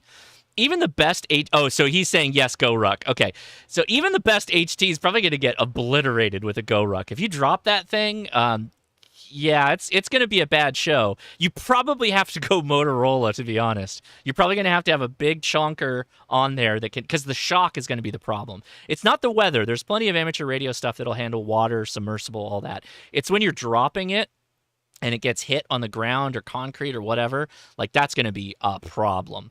Only a Motorola will stand up to such abuse. Or a Kenwood. I guess I should say Kenwood too, although I'm not personally experienced. XTS 25. I do have a Go Ruck bag too with a 40-pound plate in it that I put on and walk the dog. And I have been, yeah, exactly. Where's Nokia? We need a Nokia ham radio. I put the Go Ruck on and I do 10 minutes. So I walk a couple of miles and then I put and then I walk backwards for 10 to 30 minutes. It has helped my knees immensely. I cannot tell you how much better, how stronger my knees have gotten from walking backwards. It sounds super dumb and I look like a total idiot, but I cannot tell you how much stronger my legs are, or my knees. Much less pain too. Comment. Go ahead, comment. I'm gonna backtrack a little bit on cutting edge stuff. Yeah, please. I think it would be cool. I was watching you and Don, or listening to you and Don talk a while ago about gigahertz and microwaves and how much more data could be sent faster. And with all these new hams getting in, I'd like to see slow scan TV become no longer slow scan. And I think it would be really cool if we could send MMS style instant messaging pictures and even eventually video in the ham world. We already do that. It's fast scan television. It exists. It's just at the higher frequencies because that's where the bandwidth is. The problem is that on HF, the bandwidth is somewhat limited, and we also have an additional FCC requirement of symbol rate, and that symbol rate is kind of a archaic way of measuring how much data we can send in any 1 second or whatever. But yeah, no, we already have fast scan television. That exists, and it's actually pretty decent quality, based off of whatever mode you're using. You can do it with the ICOM 905. It's embedded directly in the radio. Interesting. I've never played with it. Mm-hmm. Go check out my video that I did up at in Crestline, California. I went to somebody's house who has all the test equipment, and we were able to transmit video to and from it, and we tested out everything all the way up to 10 gigahertz. That's the upper edge of where it'll transmit. And yeah, did it. No problem. So how does that become more mainstream? Just people gotta use it. So I honestly, as much as I think the 905 is super cool, I totally respect it. I'm probably going to get one in the future. All things kind of have to wait until I think after Huntsville for me to make any big purchases. But the problem is as you get higher in frequency, the cost of radios goes up. The 905 is very expensive. And most people are kind of doing what I'm doing. They want to bounce signals off the ionosphere, right? And this goes back to bandwidth limits. We just can't push enough data over HF to do, data, like big data. On high frequency microwave stuff, you can, but you're limited on range then. It's all line of sight communication at that point. So that's the problem, is unless you have like a good close-knit group of people or a relatively close group of people that you can communicate with, it's not going to take off. So on super high frequency microwave, can you transmit with coax, or does it need to be waveguides? I know the expense goes way up when you have to get waveguides. I'll let Mike go, and then I'll add anything if I need to. Go ahead. Yeah, it comes down to the video signal. Even a rubbish video signal is 5 megs wide. So, basically, you guys have got enough 77s that you can probably do an analog and get away with it. Basically, if frequencies above 23 SEMS is where TV sort of starts, and there's a hell of a lot of clubs and repeaters and all sorts of things now. I believe the Raspberry Pi plays an extremely big part in the newer amateur radio. There's even a digital form now, although I haven't looked into that too much. But back in the day, we used to use 23 SEMS, and it was a 12 meg wide signal, FM to FM TV broadcast. And that was with FM carrier, FM video carrier, and FM audio carrier. Okay, let me answer the question then. So yeah. Go ahead. Go on. Are you done? Yeah. Okay. So the question was about waveguides and all that. So the 905 doesn't use any of that. I mean, it does have a short run of coax if you want to use it, but the transmitting, the RF body, is disconnected from the radio head via Cat5 cable, and it's power over Ethernet to the transmitting body, and then you have a short run of coax. In my case, I got Heliax for the 905 I was testing to transmit to to the antenna, to get it to the antenna. So you don't have to use waveguides. You can use Heliax, you can use coax, but you have to be pretty short. You would only use waveguides where if you were using extreme power or sort of above 10 gigs. Yeah. There you go. All right. Okay, thanks. Yeah, my experience with microwaves were both high power and high frequency, so that's why I was just didn't know. All right. Let's see. Let's take open questions. Keep them coming. I'll take a look at the YouTube side. Question, does the 905 suffer from rain scatter? Likely, because it is. Well, it depends on the band you're operating on. So anything you would expect at the frequencies that are affected by rain scatter, then yes. If it's up to 10 gigs, sure. I have a question for the group. How do you tell, like, I'm trying to do some solar stuff, and I'm looking at a solar panel, and I don't know what that connector is that's on it. So it's not one of those big things that's like two separate plugs. It's a single plug, but anyway, I don't know how you go and go, oh, okay, let me look at this. Oh, okay, that looks weird, and go somewhere and start looking through pictures or something where you can identify a plug. And which what plug? isn't it? I don't know. I don't. That's the thing. I know what the plug looks like, but I don't know what to call it. Wait, for which radio? Is it gray? It's not a radio. It's for a solar panel, so that I can plug it into the radio. The gray one? Plug it. Take a picture of it. It's outside. Do you? Can you look online to like what it is? I didn't. I bought this at a Hamfest. This panel.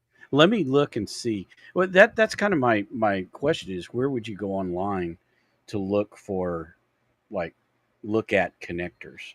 I just start searching Google solar panel connector. That's what I do, and I keep seeing those big ass like 2.5-inch things, and it's like, no, it's not. Is it the one that had? Wait, Don, does it look like? Are you watching me on YouTube?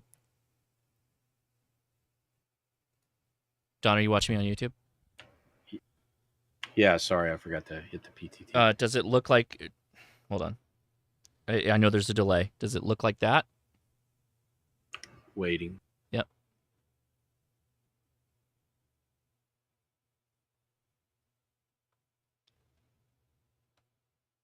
Kind of.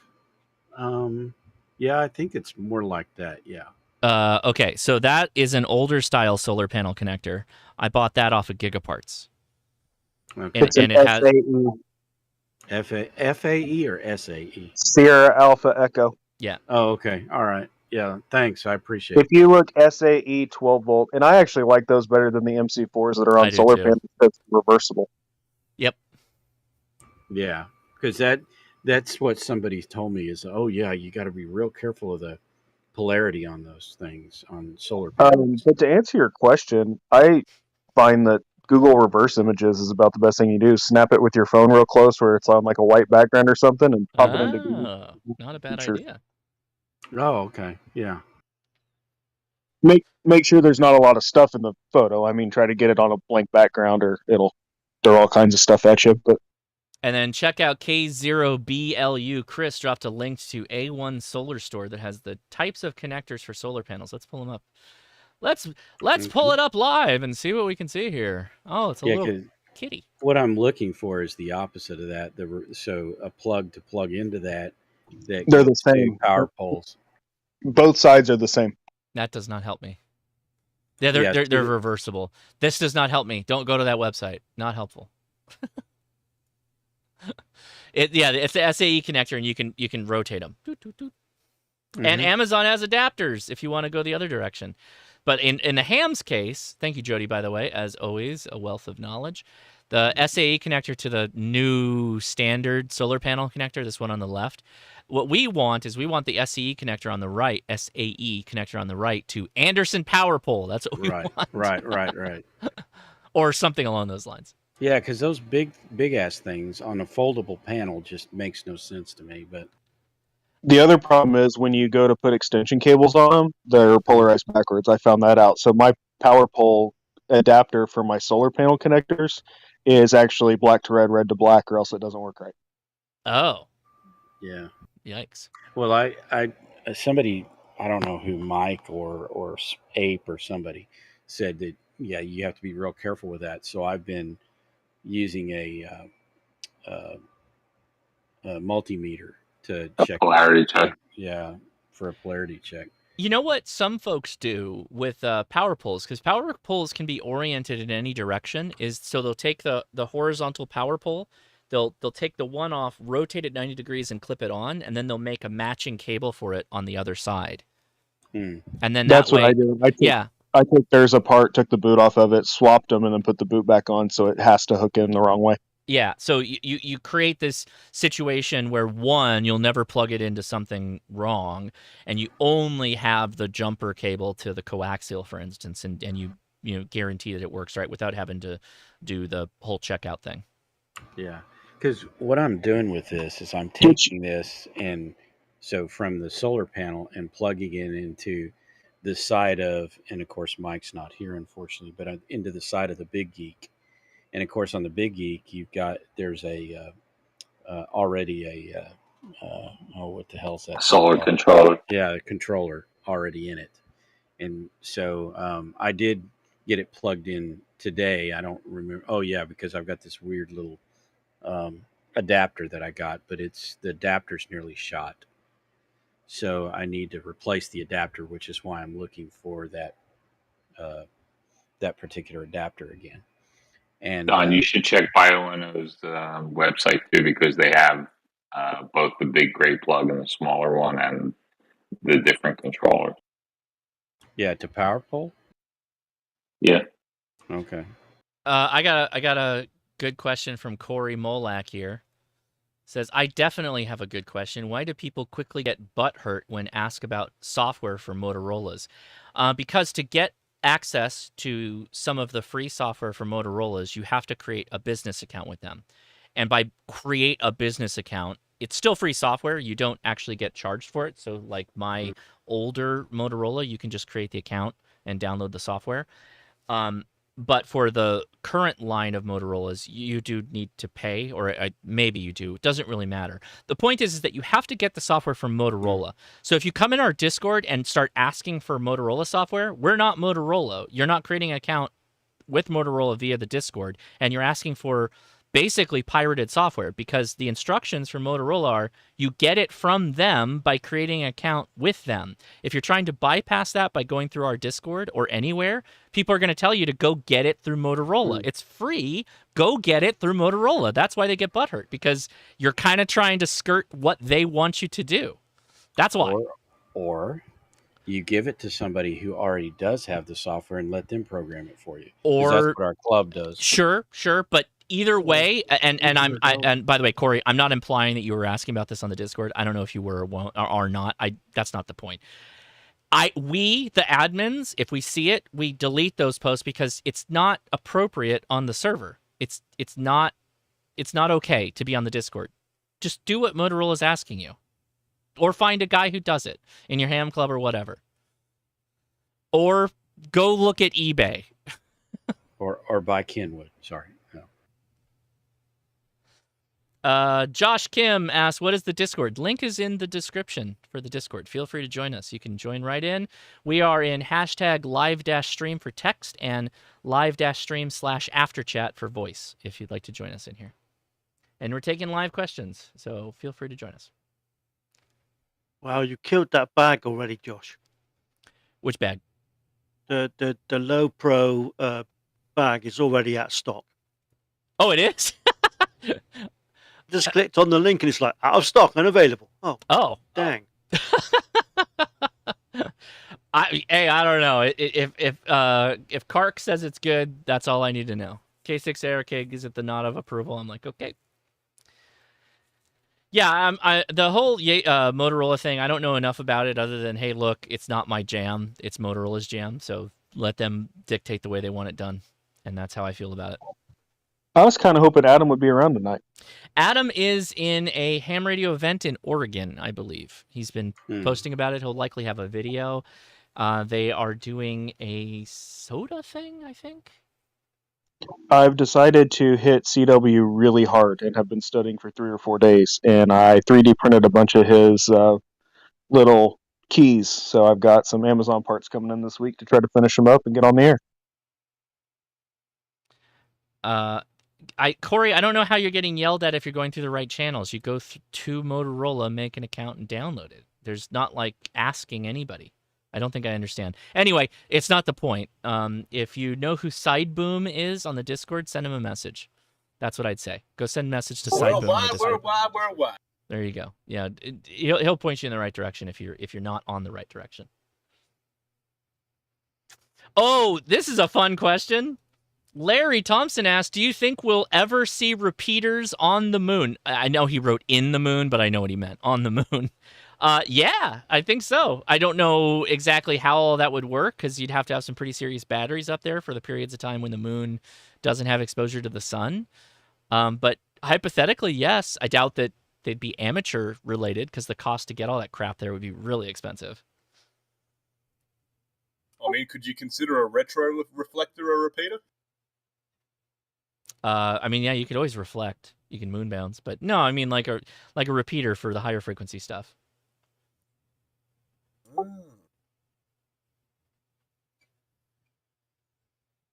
That's pretty cool, though. Yeah. Yeah, let's start a GoFundMe to put a repeater on the moon. Could you imagine the logistics of that? Plus, I'm not talking to Elon about any of that crap. Oh, Have no. you ever had an Oh, no, chat Paul. without making one comment? Paul says the moon is a projection on the sky. No, Paul, no. Not with a Smith chart for your avatar. No. Sorry, what was the comment that was last made? I said, have we ever had an after chat where we didn't get you in a ball on Elon? Yeah, there's been plenty. It's just he's been in the news recently in some matter of fact, so I've got to say something. Always got to say something. I'm just waiting for the fight. Oh yeah, dude, Zuck is gonna kick his butt. Are you kidding me? Wipe the floor with him. He's been practicing jujitsu. He's been practicing jujitsu for months. Bet on it. Whatever. Elon Musk is. I'll take Elon. Oh no way. No Just way. knowing the illegal activities that surround fighting with those two in the ring, you think they're not going to find a way to scam us all? I mean, come on. Elon's got a gun. He's got a gun. No, I'm seeing a really bad version of Snatch. Elon will just have Joe Rogan step in for him, and it'll be over in one shot. Joe Rogan's training him. He's been training for years. Elon is totally legit when it comes to Brazilian jiu-jitsu. I don't know, man. I don't. And Zuckerberg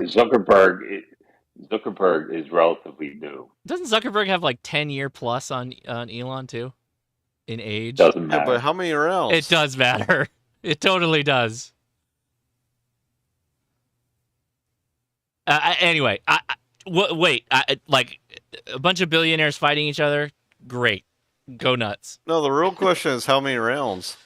Sure. Yeah. One in each of their heads. They're probably only going to do three. We Probably need a three celebrity there. death match immediately. Whoever wins, we all lose, right? That's billionaires fighting. I want to see an old school 18-round fight. No way. No chance. Anyway, that's not the point. We're moving on from that. You started that. No, I did not say anything about the fight. Nah, it was probably my fault. I think Paul brought the fight up. I don't know who brought it. It doesn't matter. I'm not pointing blame. Yeah. All right. Can we have Hosh and Ham Radio DX have a bit of a brawl? That'd be good to watch. Say again, Steve. I heard Ham Radio DX. That's all I heard. Yeah, Hosh versus Ham Radio DX brawl. Oh, he'd kick my butt. He's way more athletic than I am. That's why I'm saying it. No, he's younger. We need an international, like, we need an MMA DX fight. Let's do this. I've never done anything ground related. He's younger than me. He's super athletic. Dude plays like I think he plays footy, and he's actually very active in cricket. Although I'm not going to say that that's necessarily the same level of athleticism, but he's way more athletic than I am. He'd kick my butt. We talking AFL or rugby? I think it's footy. It's AFL. Nice. I think. You'll have to ask him to. The only real sport is union rugby. No, Australian rules football is like amazing, no question. I'm gonna have to be with Hosh on this one, but I also do watch rugby union. So I'm not just against hate either one of them. league rugby. So sorry. Okay, Had now to we're get getting there. even. Now we're getting even more niche. This is the wrong direction. We got to go back to Ham Radio questions. Quick, Warhammer. No, don't do it. Don't do it. We're not going to talk about Primarchs today. It's too early to go off the rails. No, it's too early. That's right. Let's see. JSTR964 are you doing any suggestion videos for antenna placements at Members QTH? Well, I already did one a couple of months ago. And I have a bunch more to do because a bunch of people sent me messages. So my email box is stuffed with them. So we'll be doing another one, but it won't be until after Huntsville before I can make that happen. Oh, by the way, the Radio Berry is now being produced again. I saw that, Don. The Radio Berry is the hat, Mr. Hat, for the Raspberry Pi. The Radio Berry. In case you needed another Doingy and Dingus in your shack, that's the one. Yeah, now that is a Hermes Light clone, if you will, that a guy took the Hermes Light design and created a Raspberry Pi hat to basically do the same thing. There is no filter board for it. It does transmit at about 0.62 watts. But since the N280R doesn't exist for it, you're not going to get 5 watts out of it. There was an attempt to build one, but the guy that did it when the Radio Berry was first being created, and there were a few of them sold, and then he disappeared. How much is the Radio Berry? 155. Yeah, it's not bad. I posted a link in the chat. Yeah, I don't remember off the top of my head how much it was. Yeah, it was 155. I didn't pop on it because no, I'm not there. I'm not ready for that kind of stuff yet.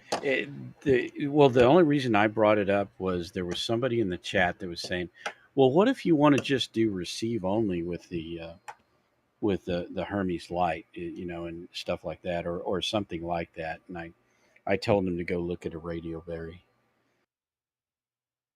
There you go. All right. Hey, so very dumb question, but when is the next Huntsville? Next month, the third weekend of the month of August. Yeah, I'm going to be gone from the 17th through the 22nd, but it's on the 19th and 20th. Yeah. Right. All right. Junction. And I don't know if I told you, Josh, but I've got a cabin at Montesanto. Now only for 3 days, and then I go to the hotel. Because I didn't realize when I that it's that close to Texas, and I was thinking it was a couple of day drive. It's not. I can literally get there in a day. Sorry, I've got a back end. You can get there quicker if you put the foot down a bit. Yeah. Reduce it from 10 hours to 8 hours. All right. Depends how many extra turbos you add. And by the way, just for you guys' knowledge, it takes me about 10 hours to get to Huntsville, Alabama. It takes longer than that for me to get from Dallas to El Paso. That's funny. Driving across Texas is yeah, it's what was it? Made for playing.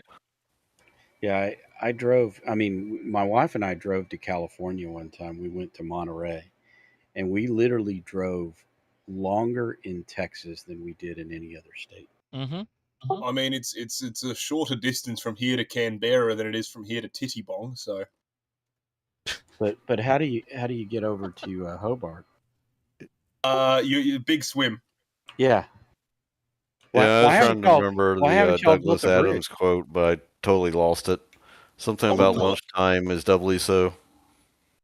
I've been looking at places to do poter, and at the moment I'm thinking Spanker, Knob, and Tittybong are my best.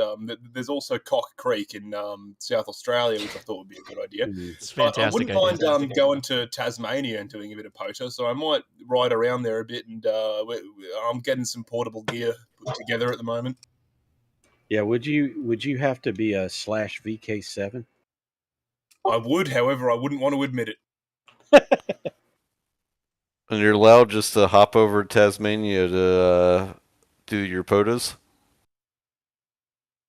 Yeah, I thought they kept all the convicts over in Aussie. You know what they say? You've just stepped off the spirit of Tasmania, change your clocks back 50 years.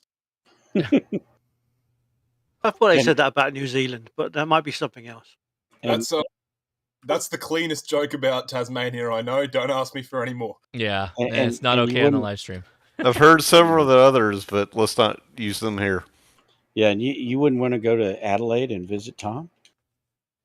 At the moment, because I'm of my learner's permit, I can only do 90k an hour in other states, while I can do 110 in Victoria. So I don't like doing 90 while there's road trains overtaking me. So once I get my full permit, I probably will go over to Adelaide at some point.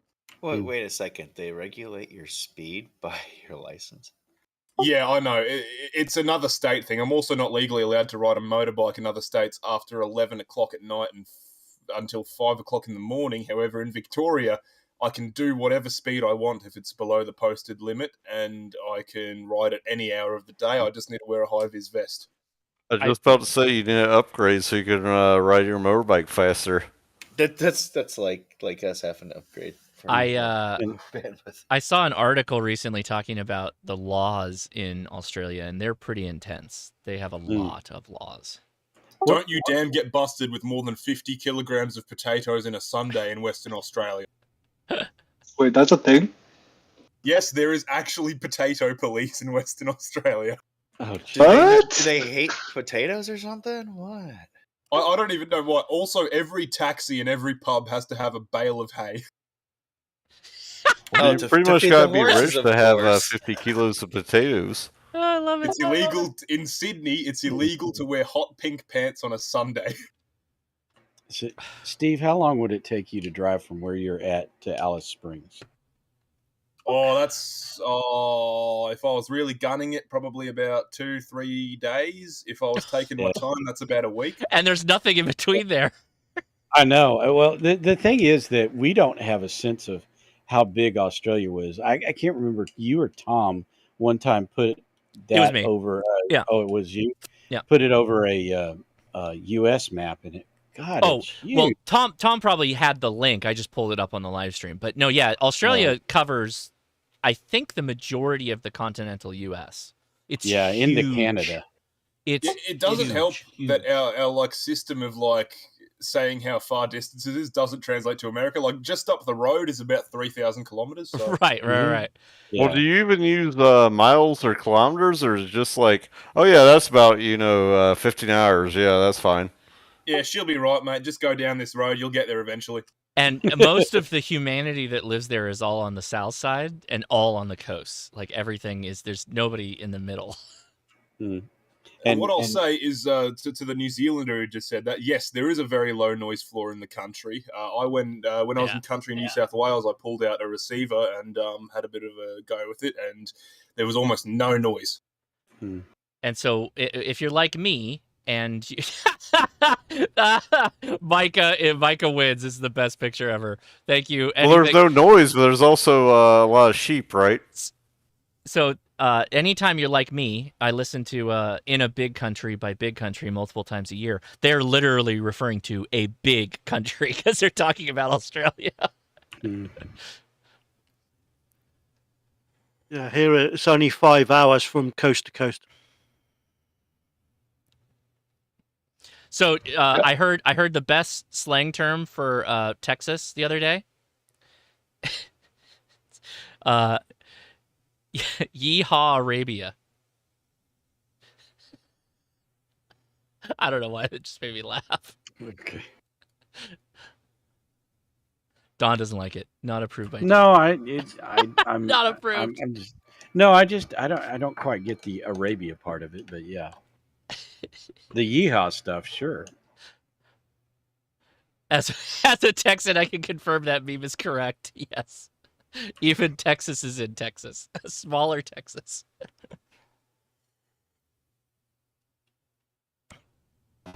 There was an interesting fact about Alaska when it entered the U.S. that the senator from Texas wanted to split it in half so it wouldn't be the biggest state. They pointed out the fact when they split Alaska in half, that would have made Texas the 4th largest state. Well, there was somebody, and I don't know, he was doing the wire states, shaped the way they are, and he was going through all the states, and it was just fascinating. And he talked about he talked about why California and Texas are so large, and it's really fascinating about the reasons why those were never broken up. Alaska's completely different because of where it is geographically, and the fact that they wanted to have, or for it to be the particular number of state that it was. But Texas and California have these unique reasons, and I honestly don't remember what they are. I screwed it up. It's not Yeehaw Arabia. It's Howdy Arabia. And Howdy Arabia is much better. And it's because of the oil, Don. The oil. Oh, okay. All right. And also the religious beliefs. Because at one time, Texas was could have been the 6th largest OPEC nation. Yeah. I don't know if that's still true, but yeah, probably. The real problem is we can't pump as much as we used to. And one of the richest universities in the United States is the University of Texas because they own a huge amount of oil.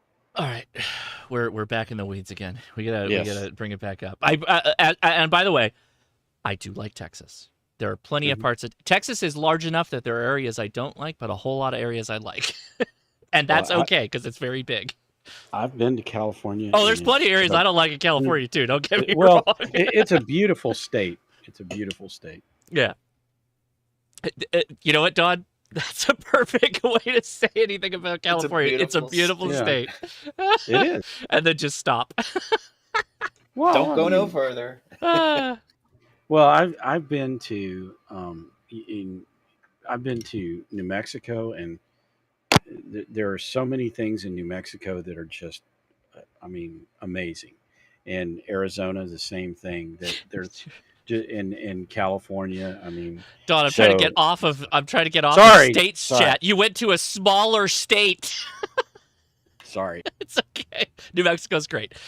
Bill Porter says, Josh, are you not a big fan of DMR? I noticed you didn't mention Anytone radios on any of your lists earlier tonight. Yes, I'm not a big fan of DMR. I've mentioned that multiple times. I hate programming them. I hate programming DMR radios. Every company has their own CPS software. They all kind of suck. The radios kind of are miserable to navigate. They all have their own weird way of doing things. Not a big fan. I take nothing away from it. If you like your DMR, enjoy your DMR. I didn't talk much about digital voice to begin with because I'm not that much of a user of it. I like to use. I like to not have an internet connected radio. I appreciate you don't have to use the internet to use digital voice, but I generally would just rather be on HF if it was my choice. So there you go. You ever considered All-Star? Yes, I have like 2 Shari nodes. Jason is bugging me.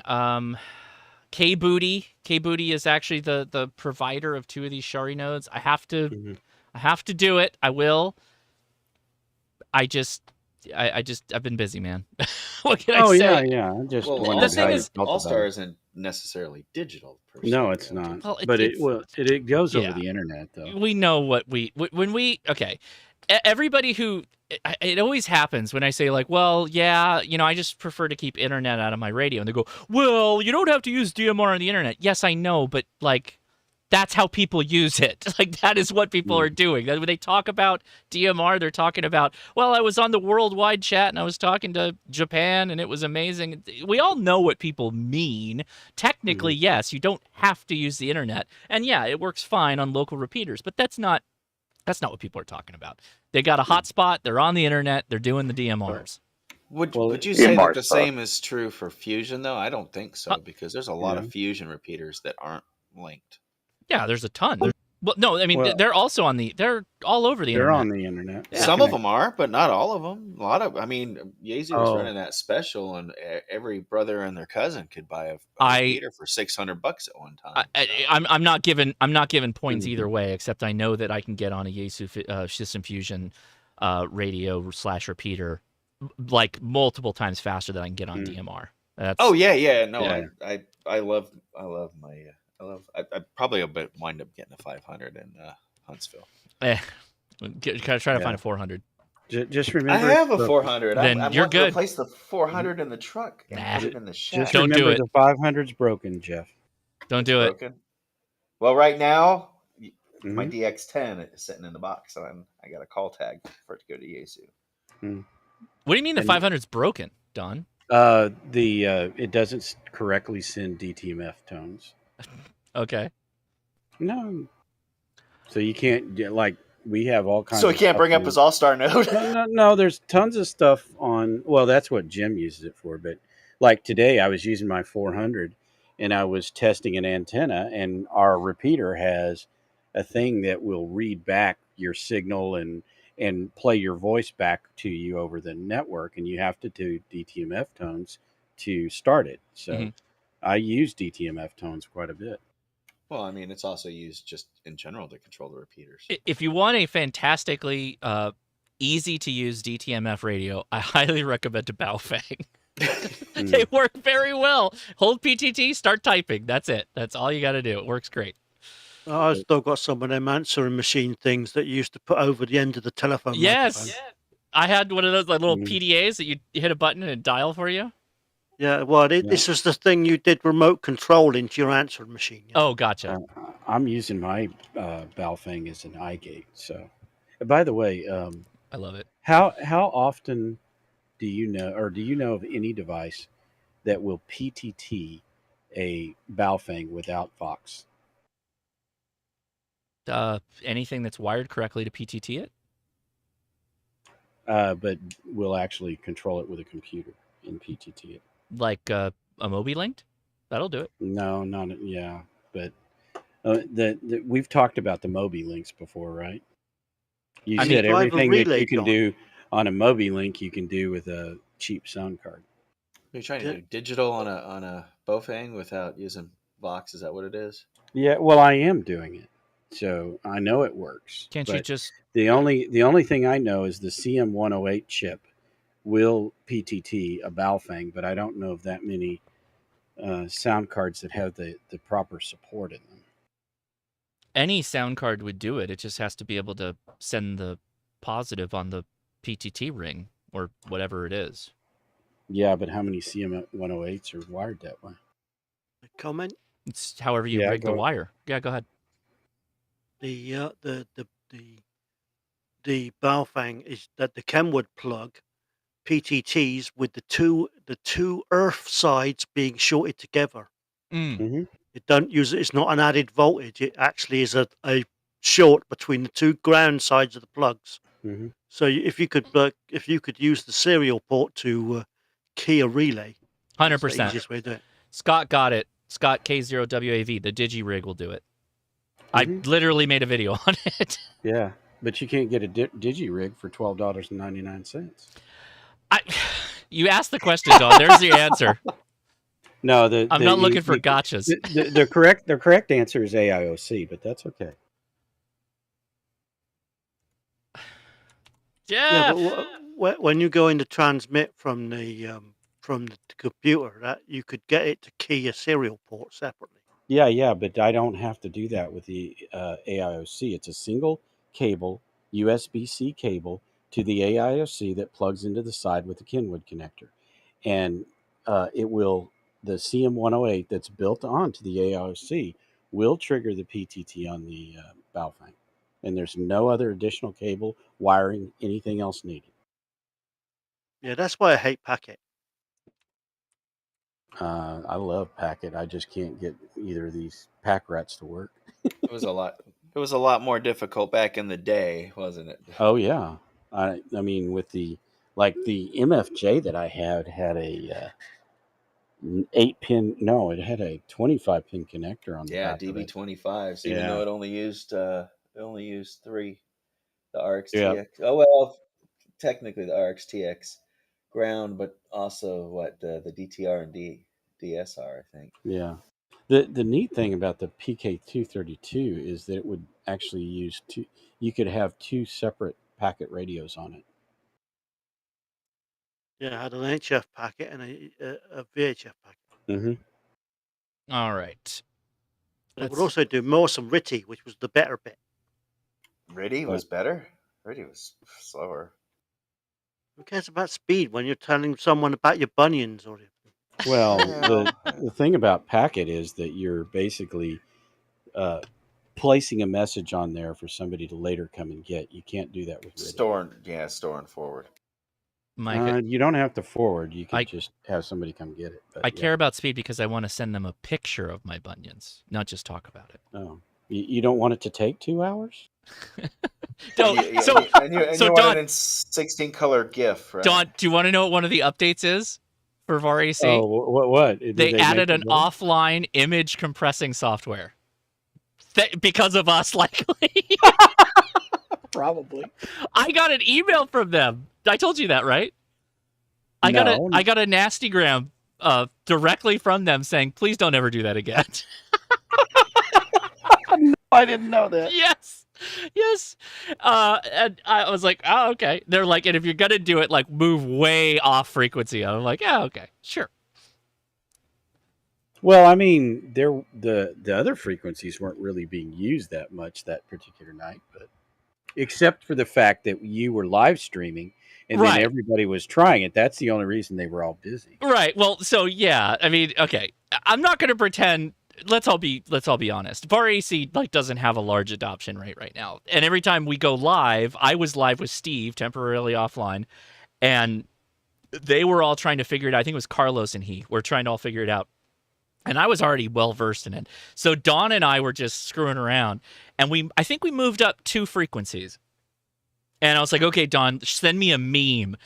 And we started going back and forth, and it started out really good. Like, we had a really solid connection. And then it just started to dive down as the band started changing. It took us 45 minutes to transmit the smallest image ever. And that was not okay. Because we took up that entire slice. Like, you couldn't tell someone to get off of that frequency because it's all hogged up by these jerks. Like, it was not good. Like, it was not good. And I was like, "Oh, we should probably kill it." And then Steve's like, "No, I want to see this work." And I'm like, okay, man, let's do it. Well, I honestly was sweating my radio the whole time. It was the 101, but and I had my power set at 50 watts. And I think at one time I turned it up a little bit to 75, but yeah, I was like, "Man, this is 100% duty cycle shit." Yeah, I don't want to, Jody, if you have inside information that I and Dawn and I are the reason for that, I would love to know that. But that is a possibility, that the reason why offline image compression is a thing is because of Dawn and I. No, just a total coincidence, I think. I don't know. What's the speed on their sprints? How many months ago was that video? A couple of months? Yeah, it's possible. Mm-hmm. Well, I mean, the other thing was too. I mean, I was running JPEG. JPEG is a compressed format, so I mean, what the hell are they going to do that's better than any image compression software that already exists? But I'll it read probably it. just shrinks the size of it down. It's probably what it does. It zips it up, which actually is bad because if you zip a compressed image, it actually gets larger. But whatever the compression that Mickey Mouse did in Jack and the Beanstalk, where he was cutting the bread, that's what it's doing to your image. It makes it see-through. I'm looking in the chat. So open questions. All ham radio questions are appreciated. It doesn't have to be on anything. Also, I got to start cramming my KX2 in this. I actually don't know if this is all going to fit. We should probably get started on that. I'm going to use the restroom, though. So I'm looking at the chat. You guys can talk about Texas for 5 minutes, and I'll be right back. Keep it ham radio, though, if you can. So hang on out, and we'll get playing with this KX2 kit in a second here. I'll be right back. Enjoy the memes. Anybody want to explain packet radio to me? On that note, it's like dial-up, but over the radio. That's literally what it is. you ever heard of X25 in networking world? It's kind of an old thing, but you ever heard of that?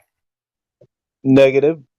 Okay, so 1200 packet on VHF 1200 baud, and it was basically a way to connect from either point to point, or you could connect to a distant, what's called a terminal node controller or a TNC, through other people. So you could say connect to NY4I via N5SKT, comma, somebody else, and you could sort of set up a little network. But generally, it was used for bulletin boards, and somebody would run a bulletin board on a 2-meter packet frequency, and it would just send that data as tones. If you listen to 144.39 for the APRS frequency, those tones you hear, those packets are the same. That's packet radio.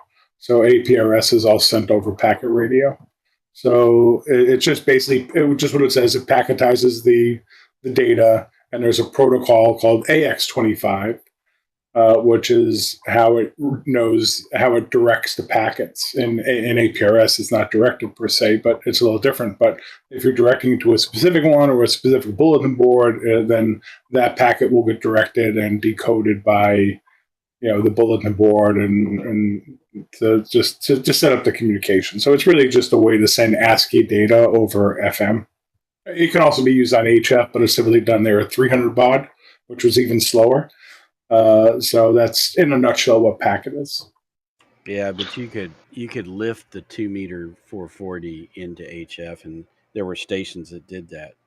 To send it long distance. They had gateways. I should add it can also go up to, well, I guess nowadays it can go up faster, but generally you would then see on UHF they would go up to 9600 baud as long as your radio supported that.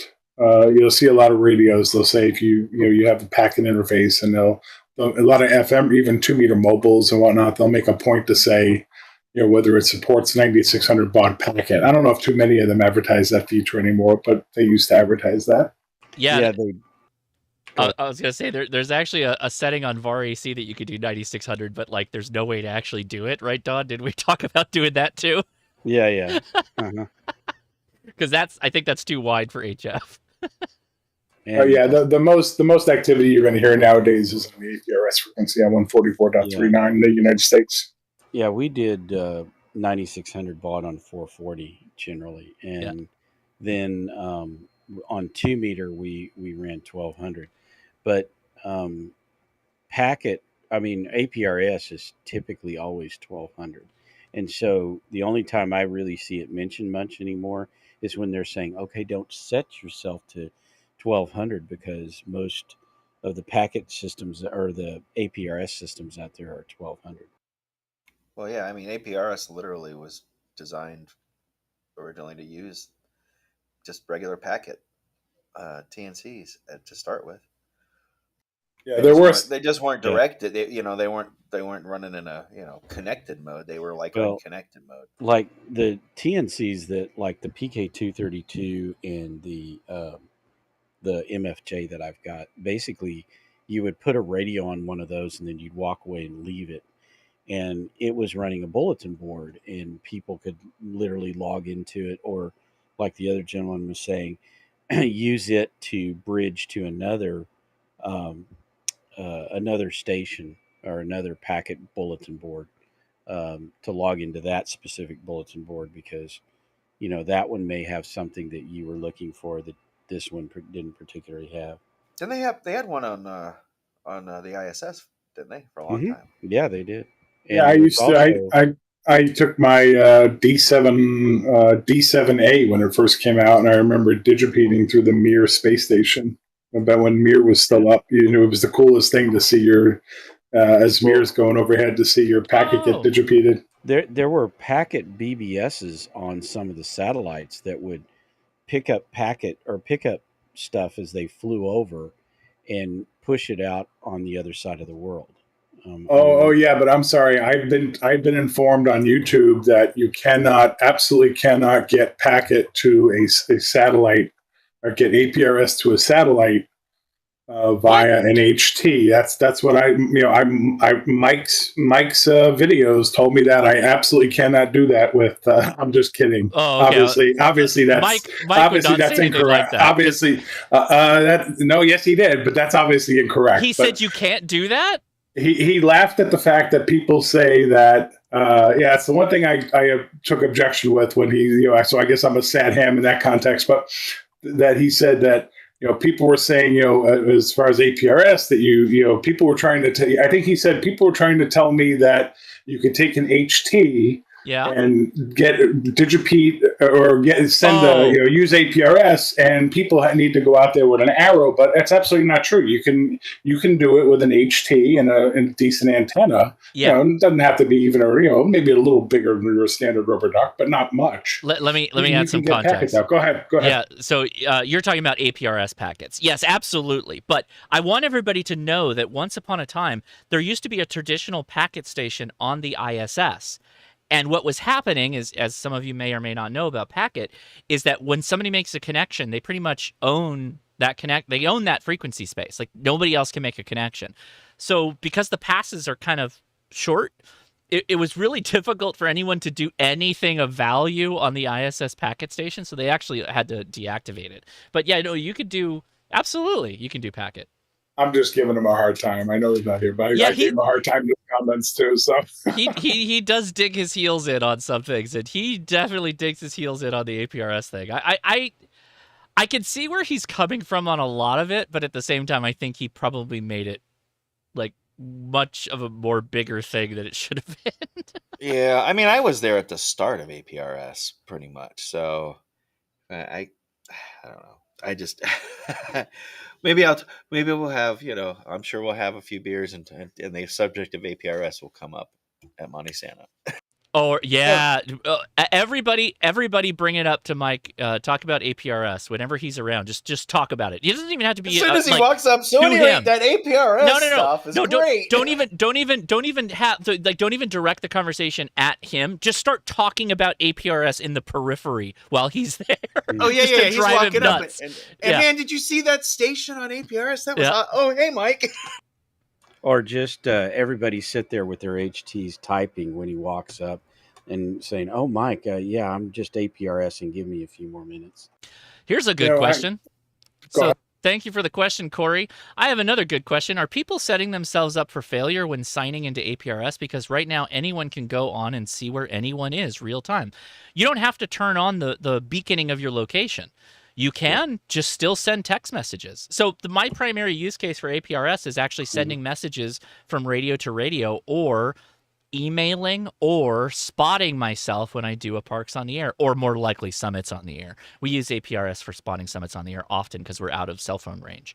APRS is many times, I'll get to that. Many times people get caught up in the positioning part of APRS, but oddly, from my point of view, that's just the tip of the iceberg you see sticking out of the water.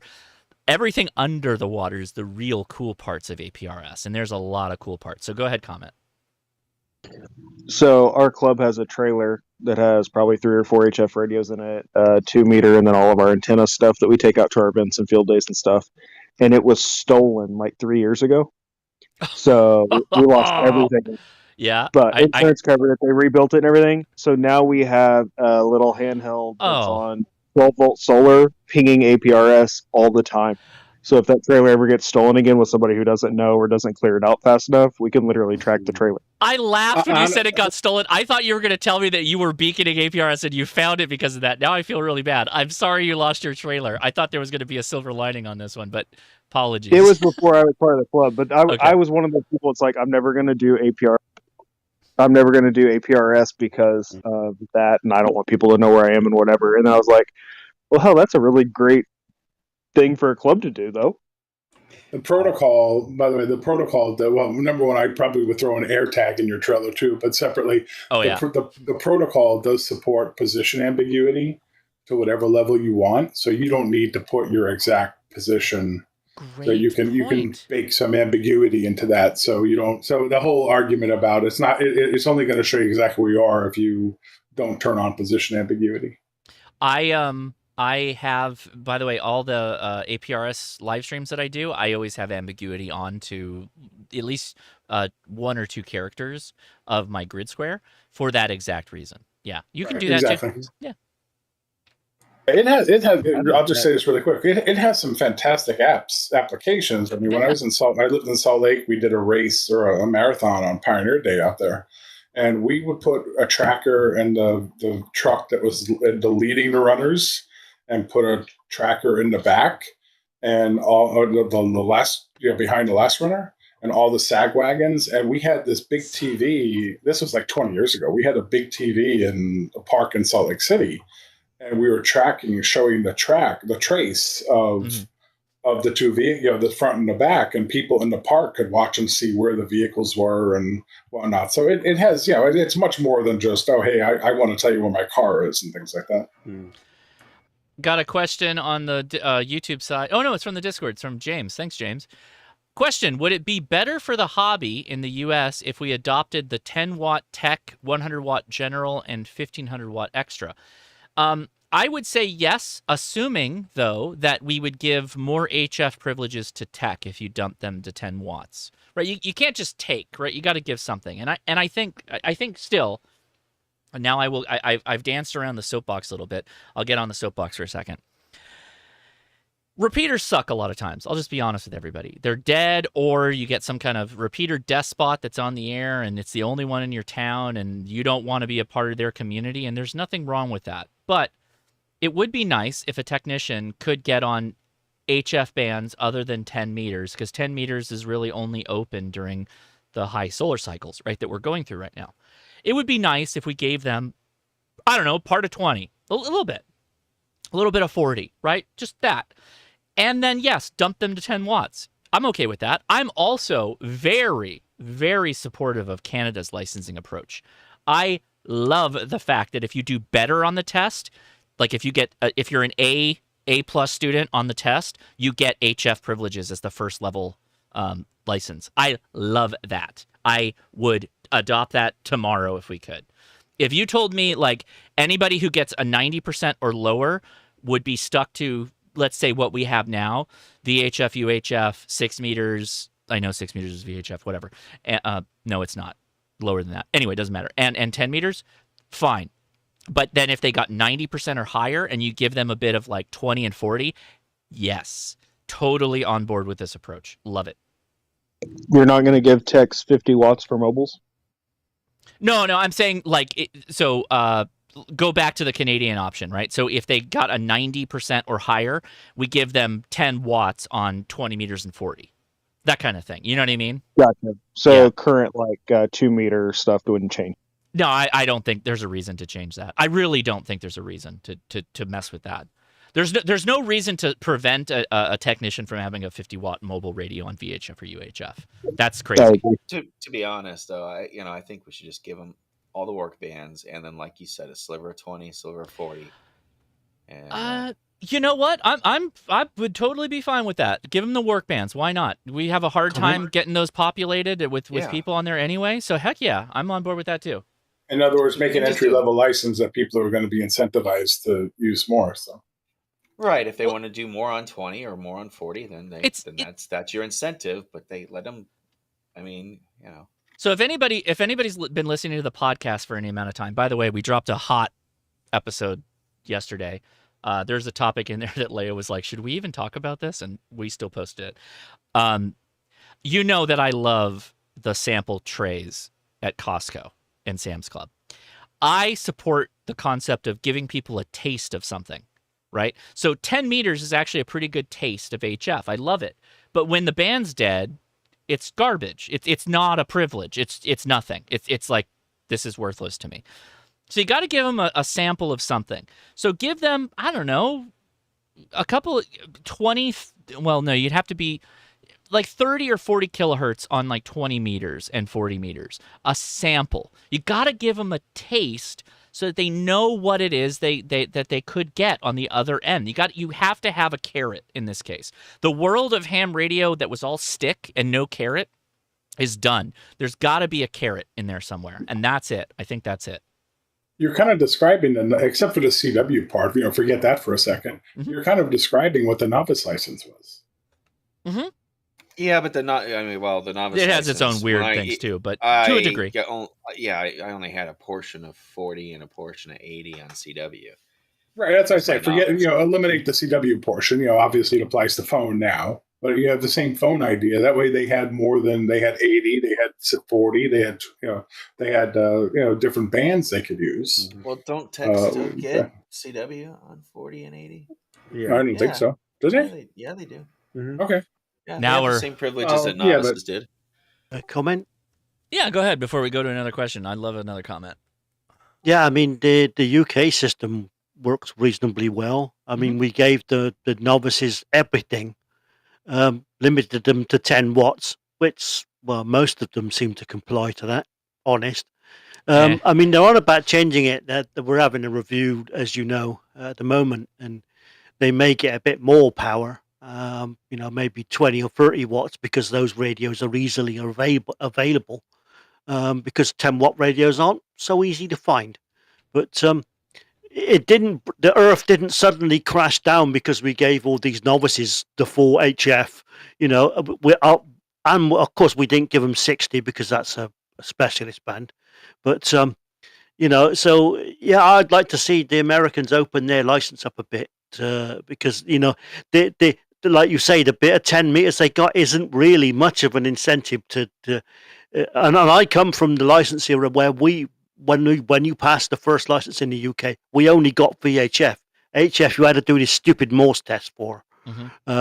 So I can well understand what's like sitting there frustrated that there's all this activity on HF when you can't do none of it because of some stupid regulation that doesn't make any sense anymore. Yeah. Hey, by the way, this is Jing.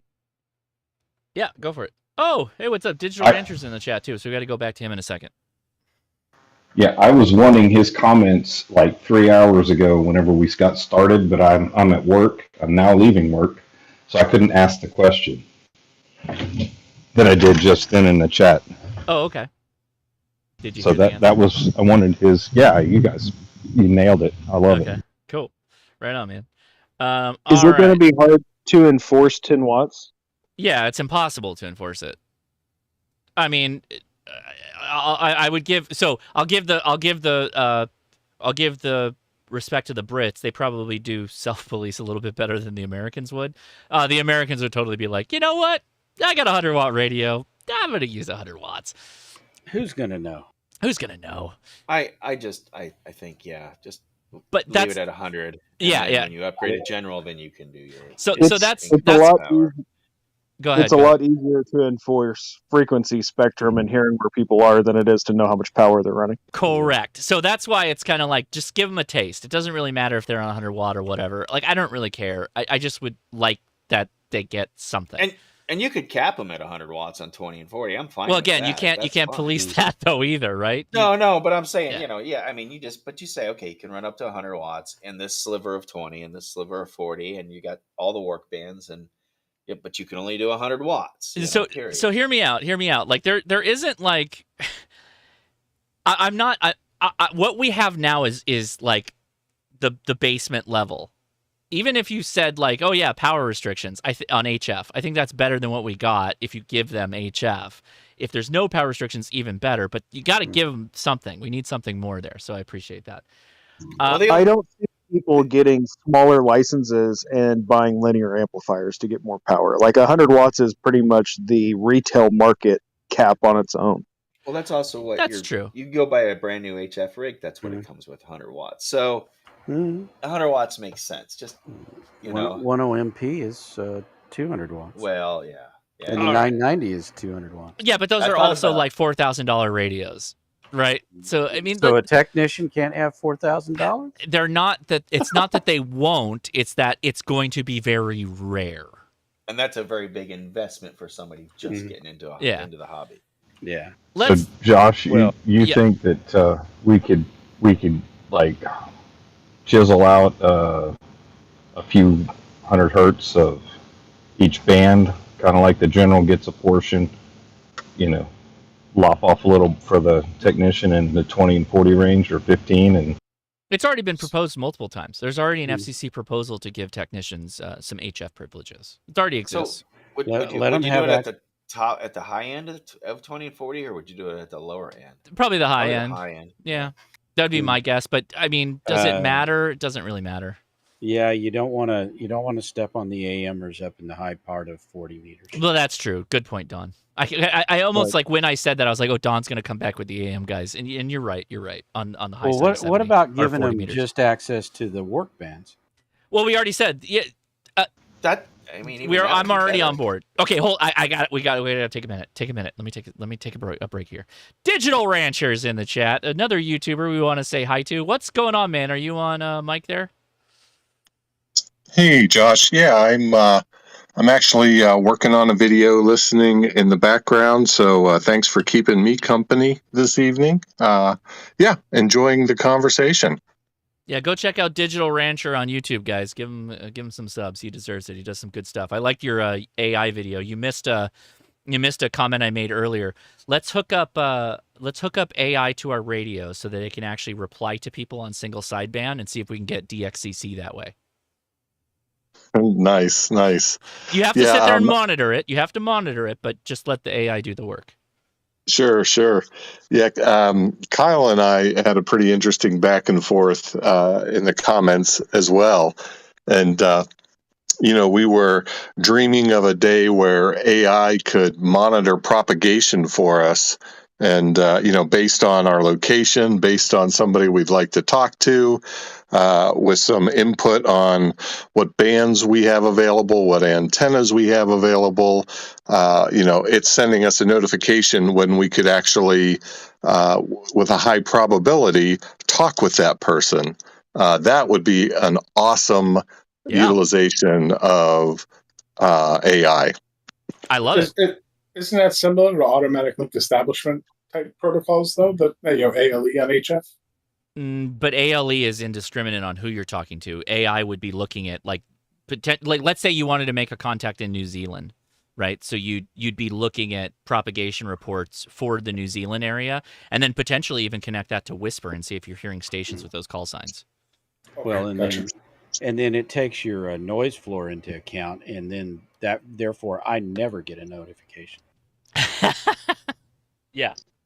Or it starts shutting down the circuit breakers to all your wall warts. I need a better signal. That's not it. It's literally it's out external to my house. I've turned my house off before. Noise floor is still high. Okay, it sends terminators to your neighbor's house and takes care of the problem. No, I'm just kidding. I can tell you where it's coming from, and it's the city, and I don't know that.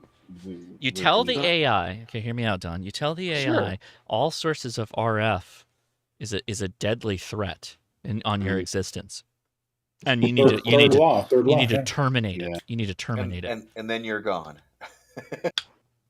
Yeah, that's one of the things about that silly proposal we talked about last week.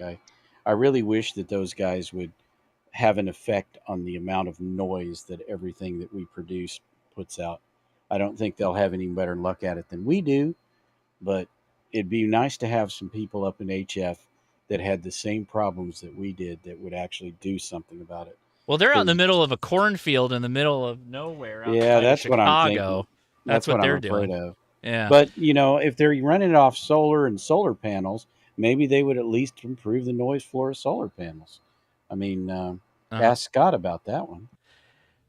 Yeah, there's a question here. This is a good one, too. How do you feel about more ambiguity with info that gets reported from your FCC license? Should I get a P.O. box like what you have? Yes. Yes. Well, so I'll answer the easy question. Yeah, you should get a P.O. box. You should do that before you get your FRN number, have the P.O. box in place, apply to your FRN number with your P.O. box. Then all the material that the FCC has to send you, by the way, they all send you information over email now. They don't send you really things in the mailbox. That is the way to do it, to be as anonymous as you can be. Yeah, I don't like the fact that you can just go to the FCC database and every website that just replicates and republishes that information and look up a call sign and find the address for them. For a broadcast station, yes, I am okay with that. I'm okay with the broadcast station. For an individual amateur radio operator that gets in some beef with some people on the air, no, that's not okay. I don't like that. I'm not a fan of that. Don't remember the days when when they published your birth date? I mean, that's just rife with. If you look me up in an Social old Security call number. book from Yeah. the '90s, you'll see my date of birth. That's just bad OPSEC. Yeah. Oh, somebody Well- asked me, how do I make all the pink lines appear on Grid Tracker? So you go to the gear, and then you go to map, and this RX spot color, change it to whatever you want by dragging the slider. I made them pink. That's it. Hey, I've got a ham adjacent question. Ham adjacent. Yeah, Go for it. So I need I'm looking for a USB hub that'll support USB-C, plug in preferably to USB-C, and also have lots of USB 3.0 and 2.0, and most of them, I want to be able to plug in a bunch of stuff to it. Okay. But it needs to have not a short cable on it. And this Any is just ideas? like a powered off the bus hub, or I would externally like powered? one that's got its external power. That would be ideal. So StarTech makes a metal one that's kind of right up what you're looking for. Can you grab a link for it and drop it? That'd be Sure great thing. I on the have one. Discord. Absolutely. Look at the docks instead of a USB hub. I think that's more what you're looking for.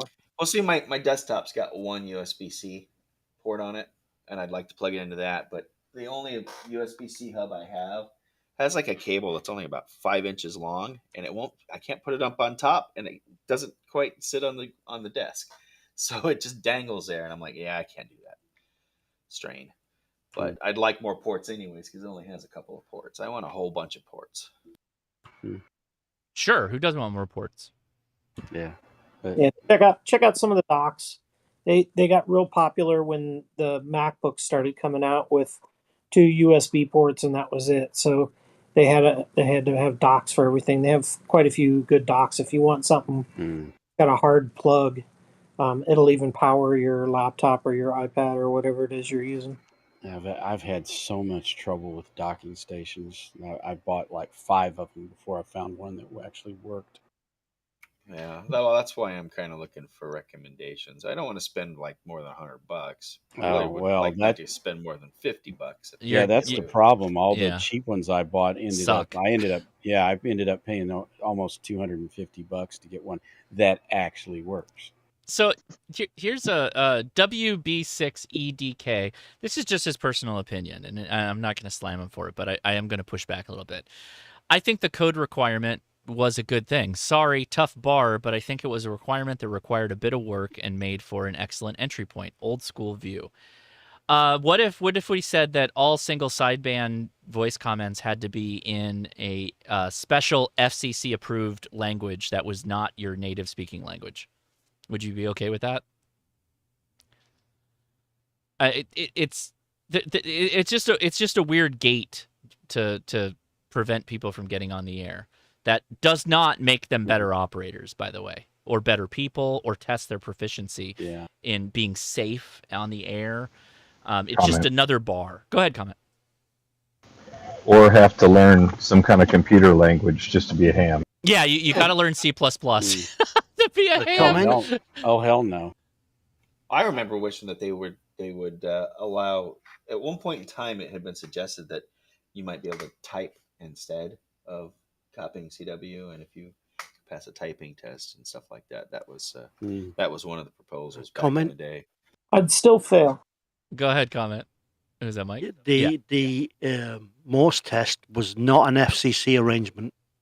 It was an ITU arrangement that everybody who did radio had to do.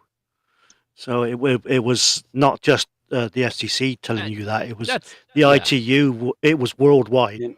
And if I remember correctly, we were not the first country to drop it either. Oh, we were one of the last. Yeah, we were like almost one of the absolute last. I think Israel and one of the other countries were like the first ones to drop it as soon as they could. We're getting dropped it in 1990. We're going we're going the wrong direction now. Now, Dread Dip says minimum IQ. Maybe there's a bunch of jerks that have high IQs, man. That doesn't fix anything. Have you met us? No. We're all very high IQ here, and we're all jerks. Door. I had a question. Go ahead, question man. Take it. For JS8 All, would you recommend starting that as a very, very beginner, getting into radios? Do you have HF privileges that you can get on HF? I do not. Then probably not, because there's not going to be anybody to really talk to on VHF, UHF. Unless you and your buddies want to do it over weak signal simplex, you could do that.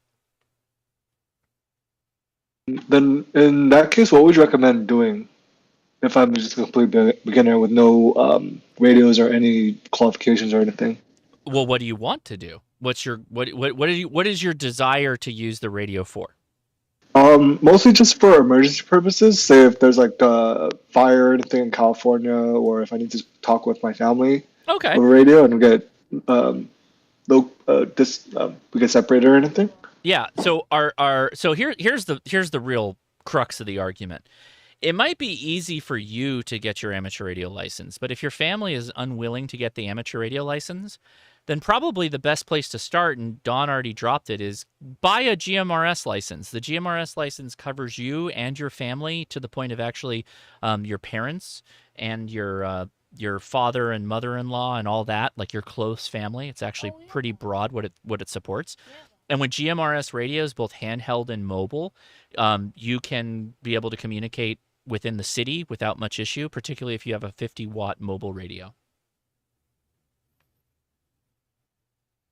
And most of our radios, by the way, in that frequency range are around 50 watts. So you're not losing anything with having a GMRS license. And what's the range? Oh, sorry. And what's the range on those usually? That is a loaded question. How good is your antenna? How high is it? And I mean, we deal with the same things, right? Terrain. Yeah, terrain. Yeah. Yeah, it's UHF, so line of sight plus terrain issues and antenna and things like that. Yeah, and you increase your line of sight by putting your antenna really, really high, above the trees or above the the mountains or whatever. Or you put your antenna up on the mountain so that it sees both sides of the mountain. So there's all kinds of things. And by the way, with GMRS, there are repeaters that other people have put up that you might be able to use in your area. So it may not be that you have to put it up on the mountain. Mm-hmm. Maybe you're lucky enough somebody else already has. The point, though, is that if you get a GMRS license, your family doesn't have to go take a test or anything like that. It's a straight-up $35 fee. It covers your family for 10 years. The radios are relatively inexpensive. They're very simple to use. You could have a comms plan made up real easy. We're going to meet up on channel 6. If there's people on channel 6, we'll go to channel 12 and blah, blah, blah, blah, blah, and so on.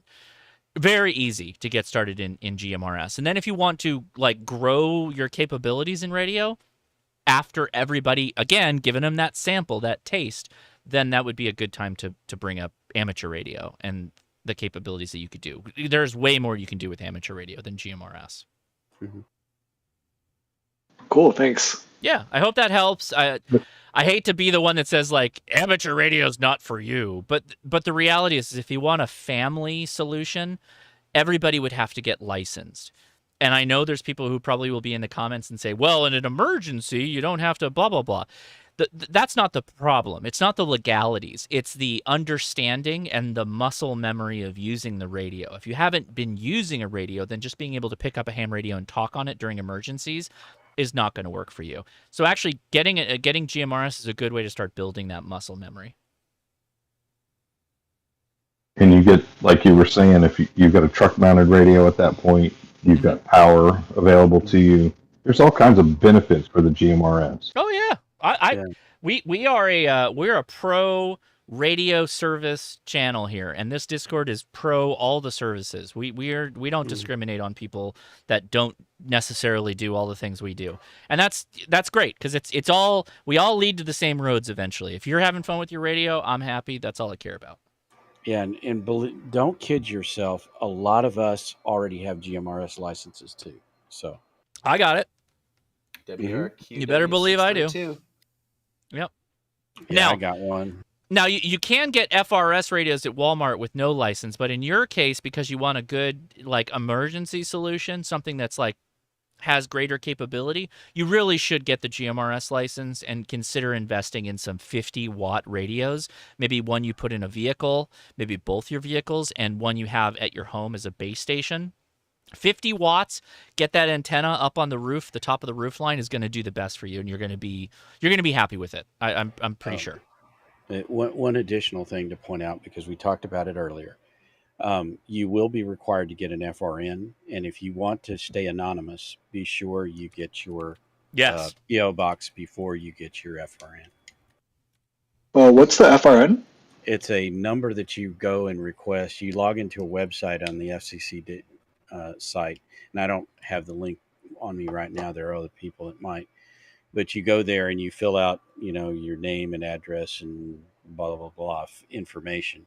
And then the FCC will then issue you a number. And when you go and pay your $35 fee, you'll be paying it against that number through their website as well. So it's like a social security number, but for the radio side. Gotcha. It's a unique identifier. That's I think they came up with the FRN so you didn't have to use like your social security or taxpayer identification number, so you could keep those confidential. Hey, is there a way to change your address off your FRN if you wanted to do that later? No. Well, so no, because what'll happen is it'll show as an address change. So you need to have the PO box in place before you get the FRN. Now, if you move, it'll still show the past history if you move. Right, but I mean, if you're not there anymore, big deal. That's true. I'm not really worried about it, but I was just curious. You are supposed to keep the address up to date, so if you move and get another address, you're supposed to. Well, no, I see update your PO box. Yeah, if you change PO boxes. Yeah, that's the big if, and the thing that I'm not real clear on the PO box, because, like, for instance, TO now is traveling all over the country, but he's going to move his to his PO box that he's going to get in Texas, and then he's going to pay to have his mail forwarded from there. So conceivably, he puts his license in Texas, but he's not necessarily in Texas anymore, right? You could get some at a mailbox, etc., or whatever, or a UPS store. I guess I'm dating myself. UPS store that forwards your mail or lets you know when you have mail. You could do that too. Yeah. I hope that helps. Corey Morlock says, it does seem like the Chinese radios are getting better. I don't know. Have you seen the recent videos that everybody's producing about the Talk Box or Talk Pod and the every other radio that just totally has horrible spurious emissions and transmits on Quintex or GMRS whatever. and ham radio at the same time? Not better. Not better. Now there are some good ones out there, but really, oh yeah, Wouxun in general. Wouxun in general makes very good radios that meet spectral purity requirements. Their last one, not so much, but they said that was a bug. So yeah, and most of my HTs actually are Wouxuns. I do have a couple of Yaesus, but most of them are Wouxuns because one thing about the 8H is the 8H is not wideband receive, but it is full duplex, and it does not desense on the second channel. Yeah, I don't know. I do. I own one. I believe you. Speaking of Zygus, Don, I had an issue with my Zygu. If you all remember when I first met you with my antenna issues, I went and set up a POTA to do a activation, and my Zygu wouldn't turn on. Which one? The G90. G90. Okay. And I kind of figured it was just a firmware issue. It kind of got corrupted or whatever. So I brought it home, and I could flash the face, but not the body. They wouldn't connect. It wouldn't communicate together, and it wouldn't turn on. And oddly enough, after 2 emails, only 2, Radio Oddity did a full warranty exchange on it. Yeah. Sorry, Don. Go ahead. No, I said yeah. I've heard good things. Go ahead. I couldn't believe it. I've heard a lot of stories about Radio Oddity just going back and forth with emails and never doing anything about it. But after about the second email, she's like, "I think there's a problem with the radio. Send it in, and as soon as we see it tracking, we'll send you another one." Oh, that's great. Yeah, I was impressed. Yeah, when I bought mine, I don't remember who I bought it from because I actually bought mine. Mine was one of the first that came over from China, and I got it based on that Fred, and I can't remember his call, but he's a Canadian. Anyway, he'd done some like preliminary, hey, look at this thing, and I've been playing with it, and it's really good, and whatever. And so I ended up buying it directly from China. And it wasn't through Radio Oddity, and MFJ hadn't started carrying them or whatever. And when I got mine, it had that really crappy power connector, and I literally melted it. Yeah, I totally remember that, Don. The white one, the plastic white one. Yeah, those things sucked. Sucked bad. Is that the one that's still on them? Not anymore. Mine has it, but Yeah, I it's haven't still melted on it. mine. Yeah, I still have one on mine. It's still on it, but they've changed the thickness of the wire that goes to it now. Yeah, and that's I'm kind of glad because I was going to do the power pole change on it, and then after I had to do a warranty on it, I was like, well, glad I didn't do that yet. Well, I actually got the little fan that goes under it. That helped immensely. Yeah. And I've got the one that's like you put your fingers. The on finger it and popper. chop That's them. what I got too. Exactly. Yeah. I got the finger chopper. Mine is late enough; it actually has the cover on the fan. Now, I tell you what, I did 3D print the one of the first things I 3D printed was a little thing that goes on the bottom of that. I need to do that, Don, because I have literally chopped a finger multiple times. Every time I pull out that G90, I know I'm gonna chop a finger. I should do that now that I have a good printer. In fact, I haven't been printing anything for like 3 days. I have to get back on that immediately because it's just sitting there. Go do the little G90 fix. The only thing I wish it had that it doesn't is I wish that fan underneath had some kind of a power switch on it, and I may wire one in at some point because I hate that it just runs as soon as you turn on your power supply. Well, you just change it for a Noctua, decent sized fan. Then it won't make any noise in. It's got a pretty big fan. I don't really care about the noise that much, but like I have 3 or 4 radios wired into my power supply, and as soon as I apply power, that fan kicks on whether I'm using the G90 or not. It's an 80 mil fan, if I remember rightly. It's a standard PC one. It's 120. Is it 120? Oh, I think it's I've not actually seen one, so I've only seen it in pictures. It's a good one. Yeah, no, it works totally. It completely does the job. Because if it's a standard size, you could just buy a cover. You don't have to print one. You could just buy one from the. Oh, it'll take me like a print. It's a good project. It'll take me like nothing. It'll take me like no time to print this. It's a good project to get yourself in on the 3D printing lark. So. Oh, this will take me no time to print this. This is like less than an hour on my printer. Yeah. I hadn't printed in a couple days, and I started printing Adam's keys, and I was like, you know what? I'm just going to print like 10 of those and then start selling them to people at the club. Yeah, I dropped my print in the chat. Oh, okay. Oh, that's a lot, though. That's a lot of parts. That's a big. Why so that's much? That's a one piece, isn't it? I don't remember. It fits on there like, perfectly. Yeah. It's like 3 mils tall. That won't take that long. No, it's not a matter of time. It's just that's just a lot of Was extra filament getting stuff. expensive in California? No, I just don't need. Why do you have all that extra those bits on there? I honestly don't remember. Go ahead, question. What's your favorite filament and type? For something fast and quick and dirty, PLA, and then if I'm gonna use something that needs to be more rigid, PETG. I typically print with PLA Plus. Now I don't know. That's how good much, too. Yeah, and I've got parts that I have printed out of PLA Plus that have been on my masts for over 2 years, and they still are fine. Because PLA Plus is the high temp stuff, right? So that should do you better over time, right? I guess. I mean, I'm not printing it at any higher temperature. Comment. Go ahead, comment. Yeah, we got this company over here that sells like a version of the Rolf River coil, and then it's called a Sidewinder. It's called. Yeah.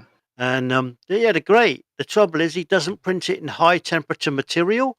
And Rob had one sitting in the back of his car, and the plastic former that he uses to wrap the wire around shrunk by about 15%, and all of a sudden all his wire went pa-doing. That was the end of that. That's funny.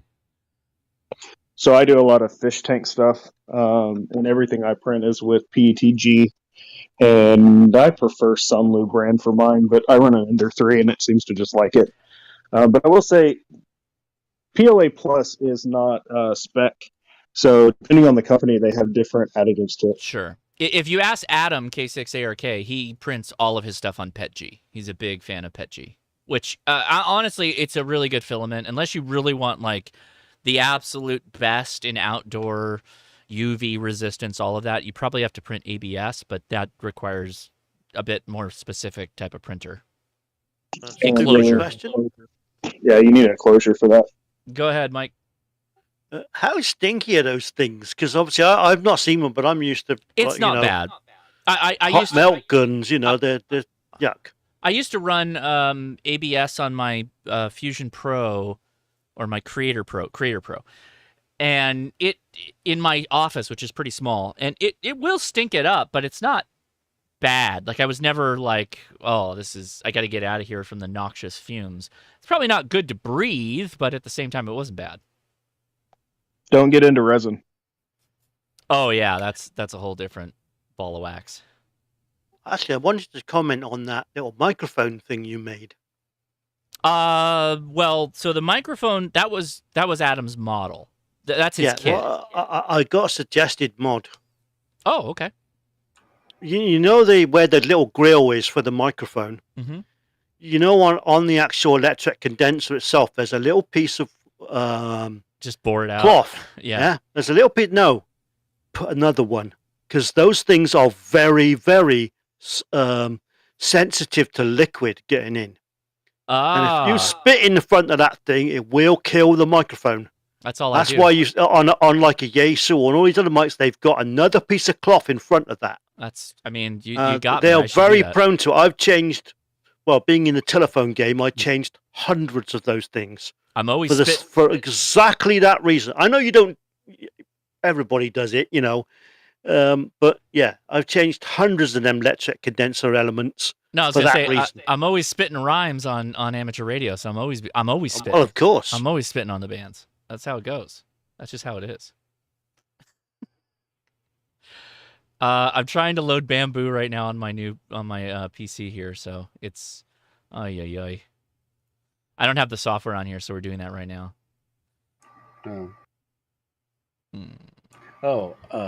I have a question as well. Yeah, and this is one I've been teasing Chuck KK6USY about. because he and I both like those XT60 connectors. Yeah, and they're great. I like them too. Have you ever seen a PDU for it? Or does anybody know where you can get a decent PDU for XT60? I do not. Yeah, Chuck goes, we're coming out with one. We're coming out with one, so I assume that the car guys are working on something. But the chat has gone silent. No one knows what a PDU is for that. What do you use those for?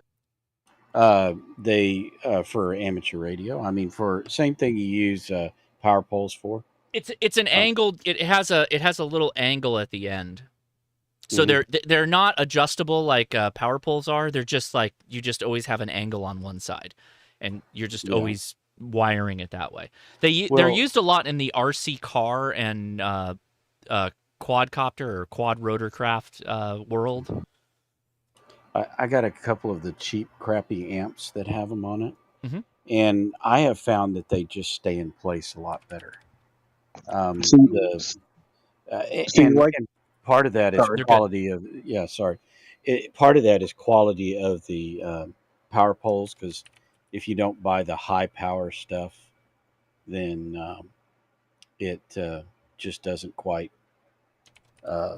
it just they don't stay together well, they don't go together well, they're hard as hell in some cases when you have little bitty thin wire to really push it in and get the thing to click well. So I'm not real fond of the power poles, and these are so easy to put together. All you have to remember is where the notch on the end is always negative. And Jody, that looks good, but I want fuses with it. So can you crimp those? No, they're not crimp. You solder them. They're solder them, and I like that. All right, so we got my printer logged in here. Half the reason I don't want power poles is because it's so expensive to buy the dang things. Then you got to have a crimping tool too, which is a ridiculous price. Well, Josh is going live with the printing thing. I got a camera on this bad boy. Why the heck not, right? But I want to put it into dark mode because I don't like using it in light mode. I need a good model for that cover, though. Does anybody have a good model for that? I just posted one in the chat. You posted the file? I posted the Thingiverse link, which will have the file. Okay, there we go. Let's Thingiverse it. Hey, dude, why don't what? Thank you. What slicer do you use? So Bamboo has its own slicer. It's a copy of the one that they use on the Prusas, if I understand correctly. That sucks. I'm still using Cura, and they have Thingiverse add-on in their slicer. Yeah, that's what I use as well. And so then you can link OmniPrint into it. So that's what this is supposed to look like when it's all done, this print. So I'm going to download. Give me that file. Here, buddy. I can show you the speed. Don, have you used the new Cura with the tree supports yet? No, I haven't printed anything in quite a while. A bunch of my students keep telling me to download it, but I don't really use tree supports for anything. I don't print large stuff like that. I just print parts. But I can say it's really nice. Part of 3D printing that I want to get into, I just don't have time. I don't want to spend all the time learning all that crap, is how to design something to be 3D printed. Oh, that's like how intricate do you want to design? Fairly intricate. So I've seen Ham Radio Dude do it, and I've sat with him and gone over the whole process with him, and it's like, I have no idea what he's doing. So along with starting a wonderful ham radio club at my middle school for my students, last year we did a 3D printing class, and we made them design everything that they printed. But we just taught them like Thingiverse, which is AutoCAD's like middle school, basically easy entry to AutoCAD. But it's really easy to work with if you ever want to play with it, and it's all free. He uses some online tool, and basically, so what I'm wanting to print are things for masts. And the problem is that you've got to get calipers, and you do this, and you measure this, and you measure that. And like, and then you print it, and you hope it works, and then you print it again, and like. So Thingiverse, Tinkercad, everything's built out of basic shapes, so you can do triangles or cubes or whatever, and all you need is those measurements, and then you can turn any shape into a hole. So like when I print stuff, I've I done still it, do calipers. but it's not clean. So the interface for that is not clean. Like you try to put that circle down right where you want it, and it jumps off to the side. Well, okay, let me turn grid off. Well, now without the grid, how the hell do I line the damn thing up? It's so picky. So here's the best trick I can tell you without actually showing you and being with you. 1 second. Let me say a big shout out, TC Fitz. Thank you again for the super chat. I know I brought it up there, but I didn't give you a shout out. So thank you, buddy. Appreciate it. Okay, go back. Go for it. So in Tinkercad on the bottom right is your grid settings, and if you snap it to different dimensions, so you can pick like, let's say you're working in millimeters, you can go 1, 2, 5, 10, whatever. Every time you hit a bar, so if you hit the left arrow, it will jump that amount. And then you have an alignment tool in the top right. So if you want to put a hole right in the center of a circle, click on both of them, hit align, center, center, done. Yeah, you hit a line and it jumps off to the side, because I've done that. You're hitting the wrong one. There's only one center, right, or a line. So when And you bring up a line, it should bring up 3 vertically, horizontally, and z-axis. The center dot should be the center align, and the other ones are edge aligns. Should be. I don't know, man. Maybe I need to make a YouTube video on Tinkercad. No, I mean, I've sat with Ham Radio Dude. He's got a couple.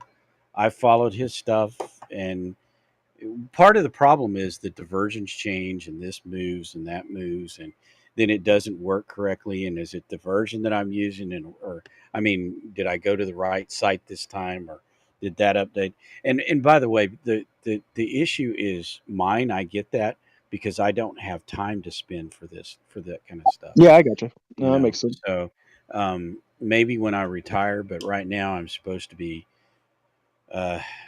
testing IP networking stuff, and it's like, I'm sorry. I don't have to. I have to insert myself back into this because Sorry, I was no, it's okay. I was just trying to focus on getting the print going, which I have going right now. Apparently, there's some schmutz on my print bed. That should be fine.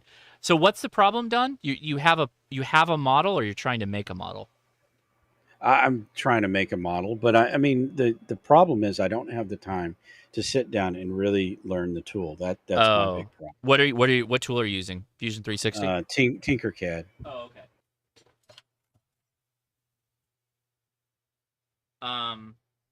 Yeah. And I've done a couple of things, and again, like I said, and I really appreciate what he's done for me. But Ham Radio Dude he knows exactly. Sean knows exactly how to set that stuff up, and I'll mention something. We'll talk about some thing that we're thinking about, and he's got it done in almost the next day. And I'm like, I wish I could do that. There are a ton of YouTube videos on Tinkercad. Right. Yeah. And I find the versions are slightly different, or the stuff that they're talking about doesn't quite line up. And I get that, but again, I have so little time on the weekend to devote to that stuff.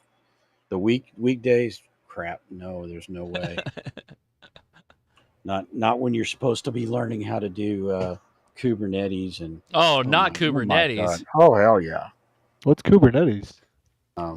It's Docker containers on steroids, or it's the OpenStack version of Docker container. Yeah, but like explain it at a high level, like really high level.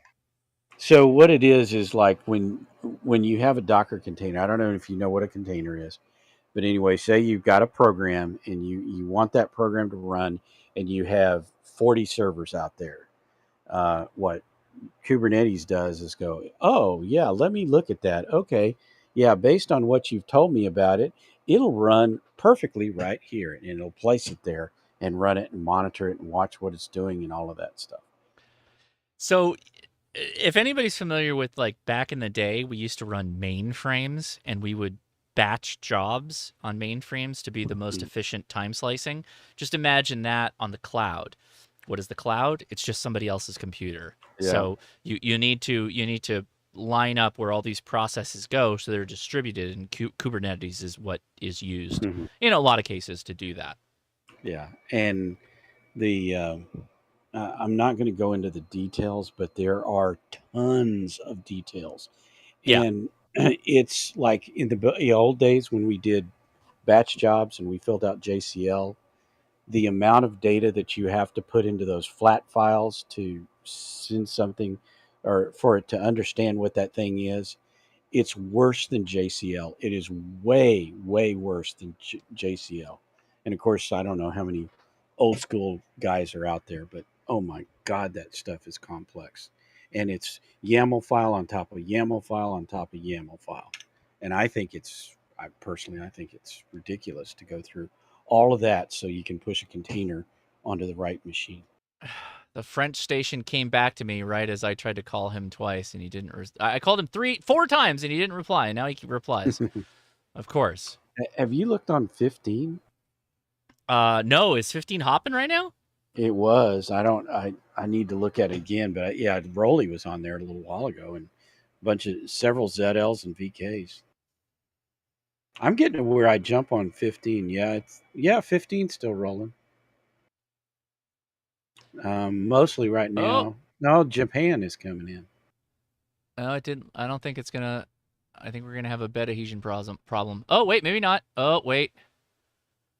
Ooh, it's sputtering. Yeah, that's if I spend that kind of money that you did on that printer, I want bed adhesion. Perfect. Oh, it normally has no problem. So, oh yeah, that's a problem. I'm gonna pop it. I'm gonna stop it right now. How much was that printer? Like $600. It's. Oh, that's not what I want. Stop it. Stop it. So you didn't buy the $1,200 one? No, I bought the P1P, which is. Oh yeah, that. Well, it kind of got most of it, so we're gonna run it again. I don't know what the status of the filament was. 1 second, I'm gonna pop the plate and bring it over here really fast. Quick question for the chat. So I'm thinking about getting into it had a 3D little printing, schmutzy problem. So hold on, let me. but I wasn't exactly sure where to start on like what programs to use or what beginner printer that I should get. I was wondering if you guys had any ideas. How much you want to spend? It depends. Yeah. I'm looking probably about around the 500 range. Honestly, Like if you can 500 swing below. if you can swing it, get a P1P at this point. Get a P1P. You don't have to, unless you want to turn it into a hobby. If you want this to become a hobby, then yeah, go get yourself an Ender, and you can fiddle until your heart's content, which is fun. It's a fun hobby. I'm an Ender fan. What? What about the Prusa Mark IIIs? You could probably how much are the Prusa Mark IIIs now? They got to be like $700, right? I don't know. Since they came up with the Mark IV, I figured they went down. Yeah, the Mark IV though is like $1,200. So I'm an Ender fan. I run a 3v2. Slap a BL touch on that thing and a PEI board, and you're good to go. Yeah, how much in parts and how many prints did you have to do to make it print consistently? The entire thing about the Ender is setting it up correctly when you first build it. There's tons of YouTube videos that do a perfect job. Don't follow the instructions in the box. And I'm less than $500 in, and it didn't take me long to set it up to get good quality prints. Can you drop a link into the chat on a setup video that you think is adequate? Yep, I'll go find it.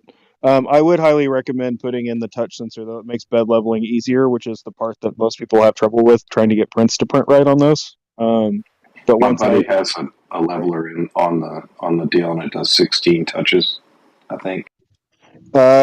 So we run a firmware on the Ender that's not from Creality. It's a open source firmware, and it'll do anywhere from 4 to 32, maybe 64.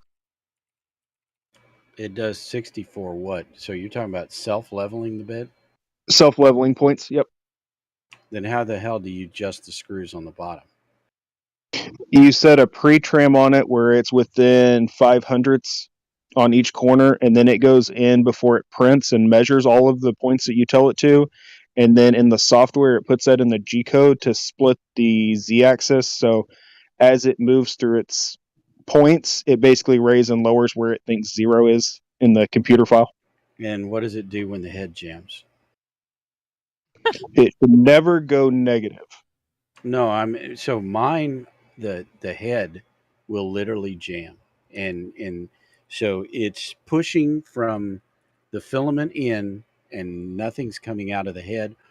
And what happens is that if you're not watching it, it'll fill up the entire thing, and you're basically replacing that entire head is Which printer do you run? 3D or Ender 3. All right, so here's what's happening, and this is just I kind know of what's happening. I just don't want it to happen. No, hang on. Here's what's happening. So the ender has the capillary tube that runs from the extruder into the hot end, right? Yeah.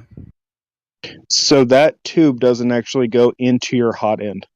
It butts up against the nozzle because the hot end will get hot enough to melt that tube. So the way it's designed, what typically happens is that tube is not cut flush and set right. So what it allows is that filament can leak outside of it. And then that causes a blob and clogs the whole thing. So to get around that, this is the trick. You take that tube and that fitting out, unscrew your nozzle, put it in just finger tight, and then undo your nozzle quarter turn. Mm-hmm. Then put your fitting in your tube back in as tight as it'll go down, and then tighten your nozzle the rest of the quarter turn, and it'll sandwich that and stop that problem. Now, anybody else that just listened to this, how easy did it sound to do that? I heard what he said. It sounded fine. No, I mean, I've done that before, and yeah, you can do that, but it's not easy, and I mean, that sounds easier me, than building a PL259. No, it's not. It's easier. Do you have a clear tube on yours, or did you upgrade your tube? I upgraded my tube, but that's not. It's not the tube. I've not. The tube fits perfectly. It's when it goes down into the actual head. In the head, it jams. It jams in the head. John, can I ask a question? Wait, hold on. Can I ask a question? How old is your filament? Well, that's the thing. I am not going to. I don't have any place to store filament. Right. So yeah, I take it off and I put it somewhere when it's not printing, and then I bring it back out. Yeah. But yeah, it's not that it. Well, let me. And usually a day or two later, or on my second or third print, is when it'll jam like that. Right. So let me ask. So I'm going to keep going down the how long has been sitting out. Like how many weeks are we talking about that the spool has been kind of in the open environment, if you will? Probably 3 or 4 weeks at least. Yeah. Maybe a month. So they make a very inexpensive filament heater.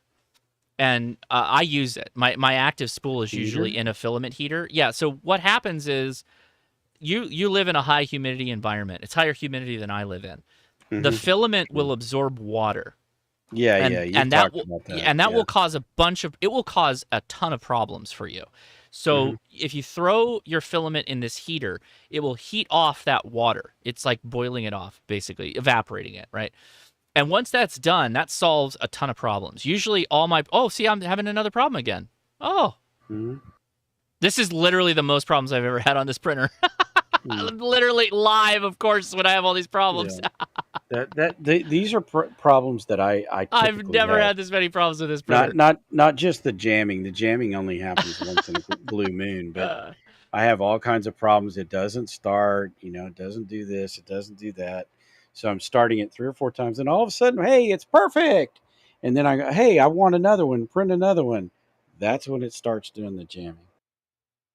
So thank you very much. Sorry, I have to go back and look at the individual who dropped it because it only shows up as K. By the way, K2 Kevin, thank you very much. Posted something for the Z offset. So, by the way, I've had no problem with this printer. I've not had to use glue. I have not had to use anything. But that spool has been sitting out for a little while. I haven't heated it. In fact, I may have to do that. Yeah, that might actually be what the problem is, because it looks like it's glumping at the end, or it's clumping up at the beginning. Well, sorry to interrupt you guys, but yeah, if my father does 3D printing for his mining stuff, and he do buy, since he has a lot of bulk of the filament, he gets this filament storage bag 20-pack on Amazon. Like it's $5, and he gets 20-pack, and he puts it in there, and it lasts for like, well, let's say he bought it 2022 and he still uses it today, and extends it to life. So if we used to live in Vegas, so it's dry, but that just suggestion if you have bulk of it, just vacuum seal it. The biggest trick is when you buy a spool off of Amazon, don't open it. Just don't open it at all. Like, never touch it until you actually are going to use it. That's the thing. Do you have a food saver, Don? Yeah, you can food saver No, it too. I don't. Put a No, I don't. silica packet in there and food saver it. I'll be right back. Yeah, I don't have one. The thing is, I mean, I can run. I literally just run down to Micro Center and pick up a roll. I don't have to order it off Amazon. And I have noticed, yes, it works a lot better when I'm doing the when the filament's brand new. I highly recommend Polymaker if you have a chance to get filament from a place that's very good. Polymaker? Is that off of Amazon? I think they do business through Amazon, but it is a very good site. Look into them if you can. Hey, Don, another common issue with that is look at the extruder and see if that lever's cracked. If you still have the original plastic lever, they crack a lot, and then your extruder... No, I've been watching for that. Yeah, I know exactly what you're talking about there. But that's usually affecting you putting it in, or you'll notice it really badly when you try to put it in and you try to push that lever and it's like it's mushy. But if it stops driving... If it stops driving, it'll sit there and just heat filament in the hot end without extruding any. Yeah, I've understood the lever you're talking about is right there where you put how you push the filament into the tube. Is that what you're talking about? Yeah. So when that cracks, all the filament that's in the hot end sits there and just keeps heating and heating and heating over molten, and that can actually clog it too. No, I've had that deal there spin so much that it almost cuts through the filament because it can't push it through the end of the tube. And generally, if I'll like let it cool down and then I'll clean out that little extruder or replace it, then it works again, no problem. So it's not at that end. It's like inside that head. I have a feeling your tube's not meeting up with the hot end. You can swap that hot end out for a bimetal hot end. I did because that problem I just said that I had, right? By the way, I haven't had the problem since the first time it happened, but I did buy a different head, and I haven't had it do that since. But it did it. I had two of the like Creality heads do that. This last one I bought, and I don't remember what it was, but somebody recommended it, probably Thump. But anyway, and I put that one on there, and even though it doesn't quite line up onto the rails or whatever, I don't remember. There's one screw that I've never been able to get in. Even though that happens, I've not had any problems with that head doing that, other than kind of like what Josh is describing, where if I'll like pull the filament back out, cut a bunch of it off, and then feed it back in, and then everything starts working again. And it seems like it's not pushing the filament on down into the head. For the gentleman that asked, I posted that video in the Discord, if that's all right. Yeah, I got it already. Thank you. I appreciate it. That guy has a lot of videos. If you have any other issues too, he's pretty good with that printer. There is a dehydrator that might also help dehydrating, so it's not always it's always at a 0 or certain temperature. I do know that they do make a dehydrator for certain filaments. You can set a certain humidity level, so it's not too moist almost. But I don't know if it will work for that. Why do I feel like we're all buying cigars and we're talking about humidors? I was thinking the same thing, Don. I mean, really? Yeah, it is no joke. Like, it's serious. Like, it will actually mess with you because, I'm sure, Don, I'm going to assume that you were accurate when you said a couple of weeks, but when I say a couple of weeks, I mean a couple of months is realistically what I mean. So I will cycle through my filaments. I'll put them through the heater just to cook off the water, and it seems to do pretty well. This is the most problems I've had with this printer. Like 2 failed to prints is like the most I've ever had. Heater, what are you talking about? You stick it in the oven or something? No, or it's a little box. It's a it's a box that's shaped like a roll, like a spool, and you slide it in. A giant old pink gum box type deals. You know, you get a supermarket I'll little just gum find box. it. I'll just Yeah, pull it up put a link for it. I've never even heard of such a thing. Sunblue makes one. It's clear top, white bottom. It plugs into a socket. You can set the certain humidity inside. And it kind of looks like an old vertical CD case. Yeah, well, yeah, exactly, yeah. And you run the filament through the little hole into the printer, and it, as it's going, there's also heat in it. And once it reaches the and it does it. Don, if you're watching me, it's literally it's just a heating bed that you put your spool into, and there's a little hole on the side. You run the hole out into the printer, feed it up into that bad boy, and you just it just keeps the temperature at a point where moisture is not going to get onto the filament. It keeps it at a temperature where moisture cannot be absorbed, basically, is the goal. Oh. I've also seen people do it with a dehydrator and cut the center of all the racks out of it and just set your thing down in there. You can totally use a dehydrator. The advantage of this guy is that you can drop it like you can print while it's on there. So there's the link for that. You can stick that on. It's a total fail again. So you can stick that on the printer and just leave it there? No, you don't stick it. You sit it by the printer, and it does its thing. Oh, okay. You just feed the spool out. On the ender, instead of running it off the top rail with their holder, you would just set it next to your printer and just feed it right out of that box into your extruder and just let it spin out of there. I think that my Pet G has to go into the heater. It's not in there right now, and I think that's what the problem is. It's not supposed to be green spaghetti. Yay! Yeah, that's what mine does quite a bit, and I'll work on it and work on it and work on it, and then all of a sudden it starts working. This is the most problems I've ever had with this printer. I'm telling you, I've made probably 20 prints before I ran into any problem like this. And I bet you it's humidity.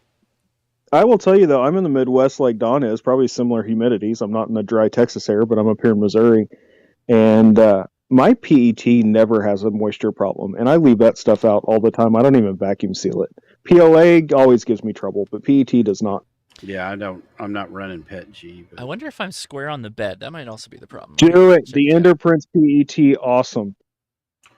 Yeah, that's what I mean. I know Ham Radio Dude uses it, but there's an issue with Pet G. I think in the out in the elements, right? I'm an idiot. It does not cause problems for me like everybody says it does. And the only real issue I ever had with PET was before I changed that tube to the blue one, and now I have no problems. I'm literally an idiot. It's my fault. I had it set to PLA temps. Oops. Yeah, I know you gotta. It's a new app. I was just thinking, just drop it in there. It knows what I'm thinking. Yeah, it's trying to print it like it's PLA. No wonder it's having a problem. Come on, Josh. And then you bump this up to 80. It's only like 20 degrees difference. It's only 20 degrees difference. It don't know.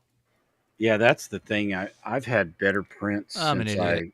I've gone up like 5 or 10 degrees over what it tells me. Dude, print a temperature tower every time you buy filament. It's worth it. I know it takes 3 hours, but temperature towers solve so many problems. And I have no idea what that is, but if you go to Thingiverse and just type temp tower, you'll find them. And basically what it does is writes a G code for your printer that prints like 3 mil layers at 5-degree temperature increments. And it prints a bridge between them so you can see where the print was the most successful. And then you go set all your programming for that temperature.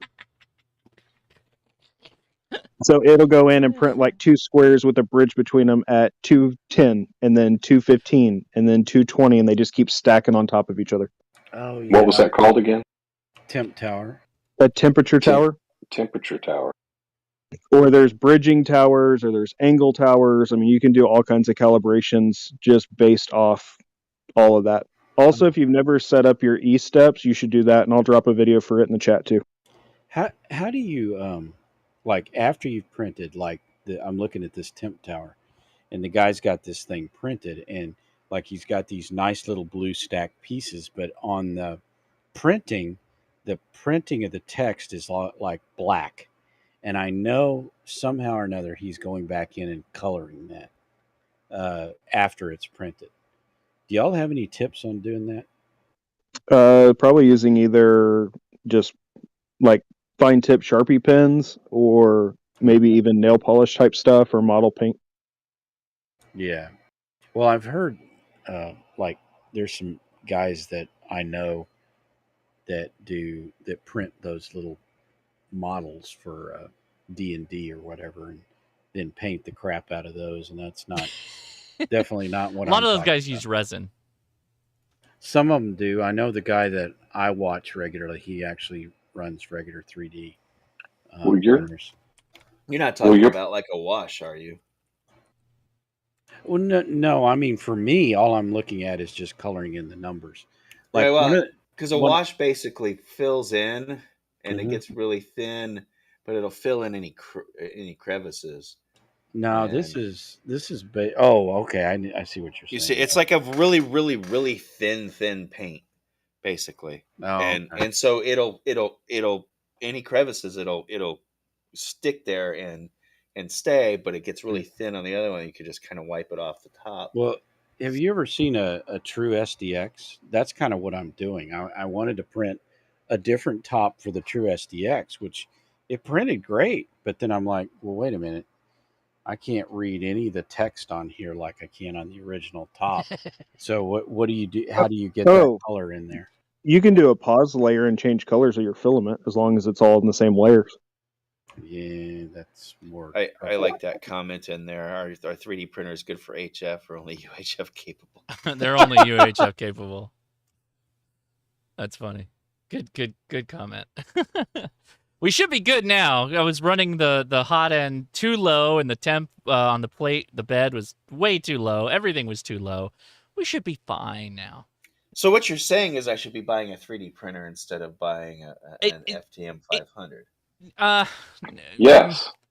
No, I don't know. You should buy both, of course. So, buy both. The reality is that like you got to be running this thing for it to be worth it. You got to be like burning through filament to be like of value. Yeah. You really should be. And I can use Fusion 360. I've done videos on making things like that little battery box that goes on top of the drill battery and stuff like that. Like Don, I don't know the part you're trying to make, so I just made a box, and guy plates and stuff like that. So I'm not pretending to be like advanced in any of this stuff. But yeah, you can totally do a lot of this like without much issue.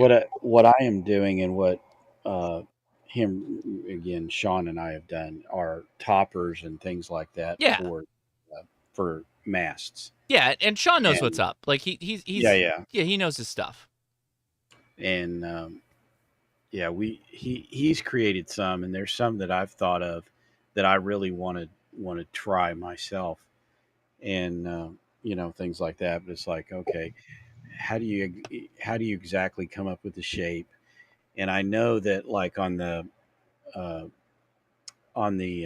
masts, you have to measure the outside diameter of the mast and the inside diameter of the mast, so you can get the part that slips into the mast the exact right size, so that when you clip it, it holds it tight on the top of the mast.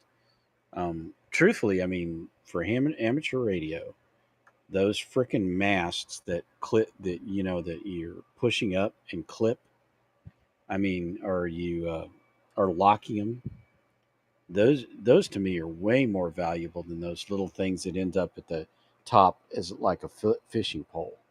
There's just so much more you can do with them, because you can create your own top for it. I will comment really quickly. The funny thing about the bamboos is they have what's called a poop chute. So the hot end will go over that hole and it'll dump a bunch of filament into it, and then it'll wipe this area multiple times to clean off the printer body, and it just dumps to the back end. There's no collector or anything. So it's just shooting freaking PETG and PLA out the back of it. It's called the poop chute. It's hilarious. And so everybody that was watching that, it was like pooling up like this green stuff in that little gray box. That's what it was doing. It was pooping into the poop chute. It's very funny. It cracks me up. So, a couple days ago, I built a 6-meter moxon because I have some guys around here that are doing a 6-meter net on Monday nights. And I run a painter's pole for a temporary mast in my front yard. So I had to print a painter's pole fitting that had a 1/2-inch inside diameter PVC to go to the moxon antenna. And, like, that's the part you're never going to find anywhere. Like, nobody makes that. So it's nice just to be able to sit down and, 30 minutes, I got that ready to roll. Well, that's one of the things I've talked to Sean about is creating a topper that would hold a moxon, because I have 2 moxons, a 10 meter and a 6 meter, and they're not that heavy. Now, by the way, my moxons are not wire. I don't particularly. I mean, I've used wire moxons. They're okay, but they have a higher Q than the aluminum tube ones. So I'm running the aluminum tube ones on 10 and 6, and I get the entire freaking band plus some on both those bands. I mean, the 10 meter goes all the way almost to 27, outside of 27 megahertz, all the way up to about 31 megahertz.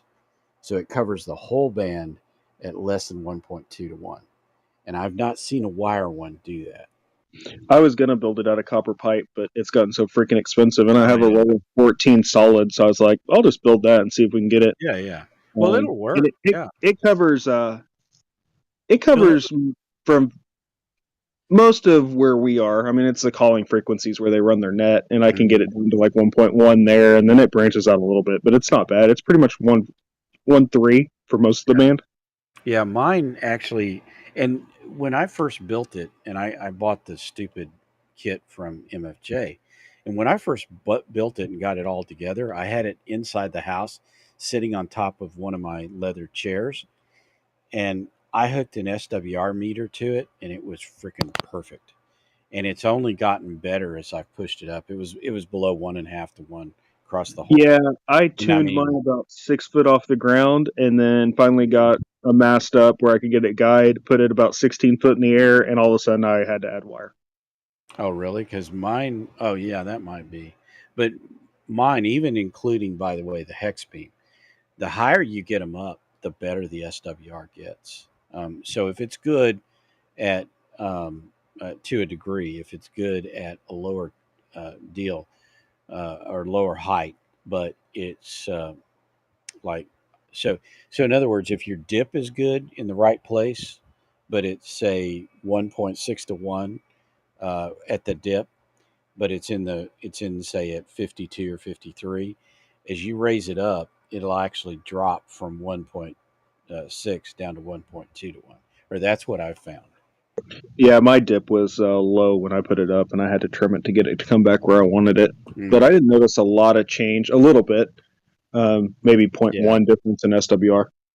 Yeah, mine actually will, and I've noticed this, like I said, on both the hex beam and the, I mean several antennas that I put up, that if you get it up at height, I believe it's because of the capacitance with the ground, the SWR will get better as your distance between you and the earth changes or gets better. I'm thinking about building one for 2 meters and setting it vertically. Yeah. And I can't decide if I want to do that or build a Yagi. Yeah, see, I want to do horizontal because I really want to get on 2 meter sideband. But build a quad. Yeah, the thing about 2 meters, it's close enough. It'll be fine. It's running now. Chuck built a cubicle quad on 2 meters with a 3D printer. All right, let's build see a quad, Don. I'm just gonna jump in there and say, let's see if my my thing will fit here. So, all right, not thing. I'm not gonna put my thing in the box. I mean the KX2. Can I just say I've been on the after chat all summer long, Yeah. and this is the first time I've ever felt like I was adequate to be in one of these conversations.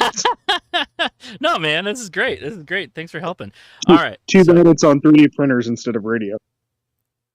Oh yeah, I mean 3D printers and radio go together like peas and carrots. Once again, I've decided Hey, to give it a Jenny. miss. All right, KX2 time. So I do have a KX2 that has the heat sink. Let's shove all these radios out of the way. Heat sink and the plastic screeny bit. So I don't know, Adam. I don't know if this is gonna work. Let's first do the first fitment. Oh yeah, it'll close. So that's okay. So there's your first bit. So we've done the first bit. There we go. All right. So it does fit. That should fit a KX3 then. But how's my print? It's fine. Moving along. Not a lot of space for other stuff. So let's get this all the way cinched in there. It's pretty close. I bet that would fit a 60. Doesn't that move? Yeah, I'm moving it right now. Okay, so there's that. So the only things we have to have really are Adam's antenna. Yeah, well, no, we'll do that too, but I got to get the AX1 in there. So there's the AX1. I'm sure Adam puts his own antenna in there. That's why he's got plenty of space. So the side battery, so you can have a spare battery there. Maybe we'll see. We're gonna try it.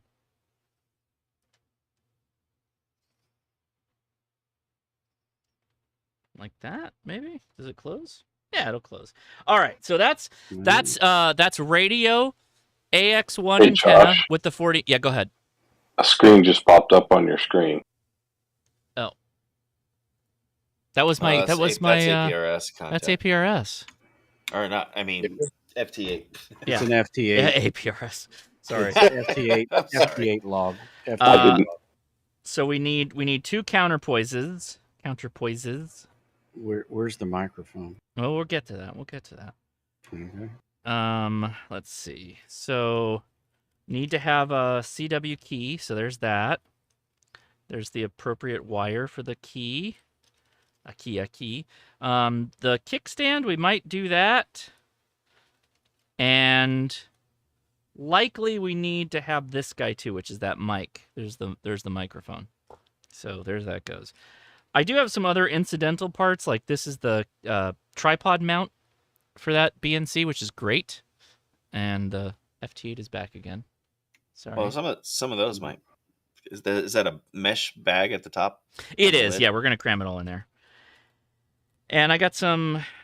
We can leave the BNC stuff. Let's just get that out of the way for right now. All right. So there's that. All right. So let's cram this all in here.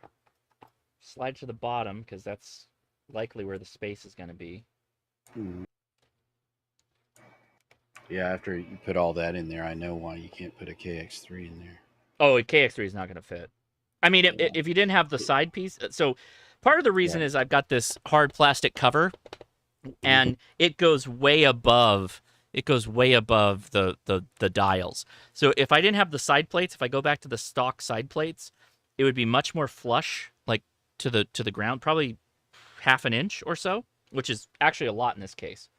So let's just jam it all in there. And oh, it's pretty tight. Oh, bud. Oh no. Oh no. Oh no. Did you just go Canadian on us? This is pretty tight. I mean, it fits, but it's like all bulbous out. Jump up and down on it. That'll work. That's probably too much. Oh my gosh. I mean, it's fine. I can totally backpack with that. I don't care. None of this stuff is like really that damageable. Damageable? Is that a word? I'll push all the hard stuff down and move the wires up to the top. Nah, that seems to be okay. Yeah, that's a lot better. Yeah, that's much better.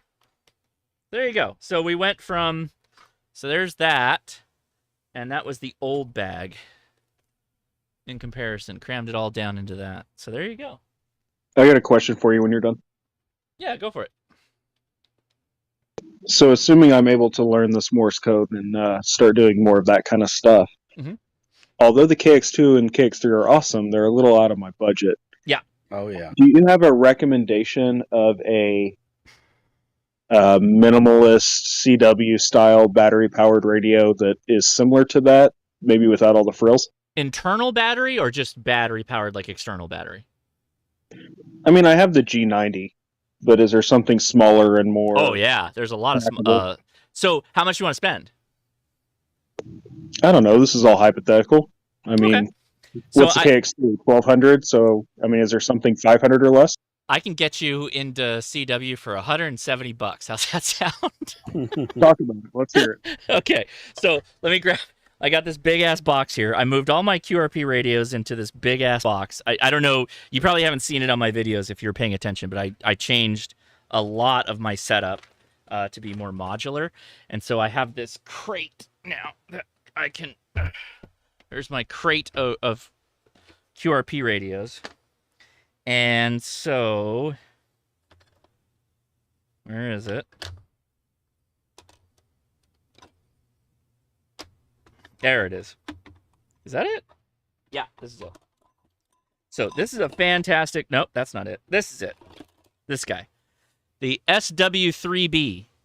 SW3B, incredibly inexpensive. Very simple, incredibly simple. No it does not have CW memories except for one button for calling CQ, and that's it. But it is 3 bands, and I think it's $175. And you do get some pretty decent controls out of it for what it is.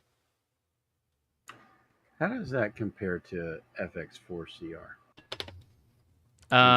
Well, so the size, there's the FX4.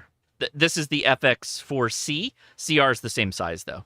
So there's the difference in size. Okay, still waiting for it to show. Yeah, but that new one from CW Labs is coming out. So the one that not just a little thicker, multi-band one.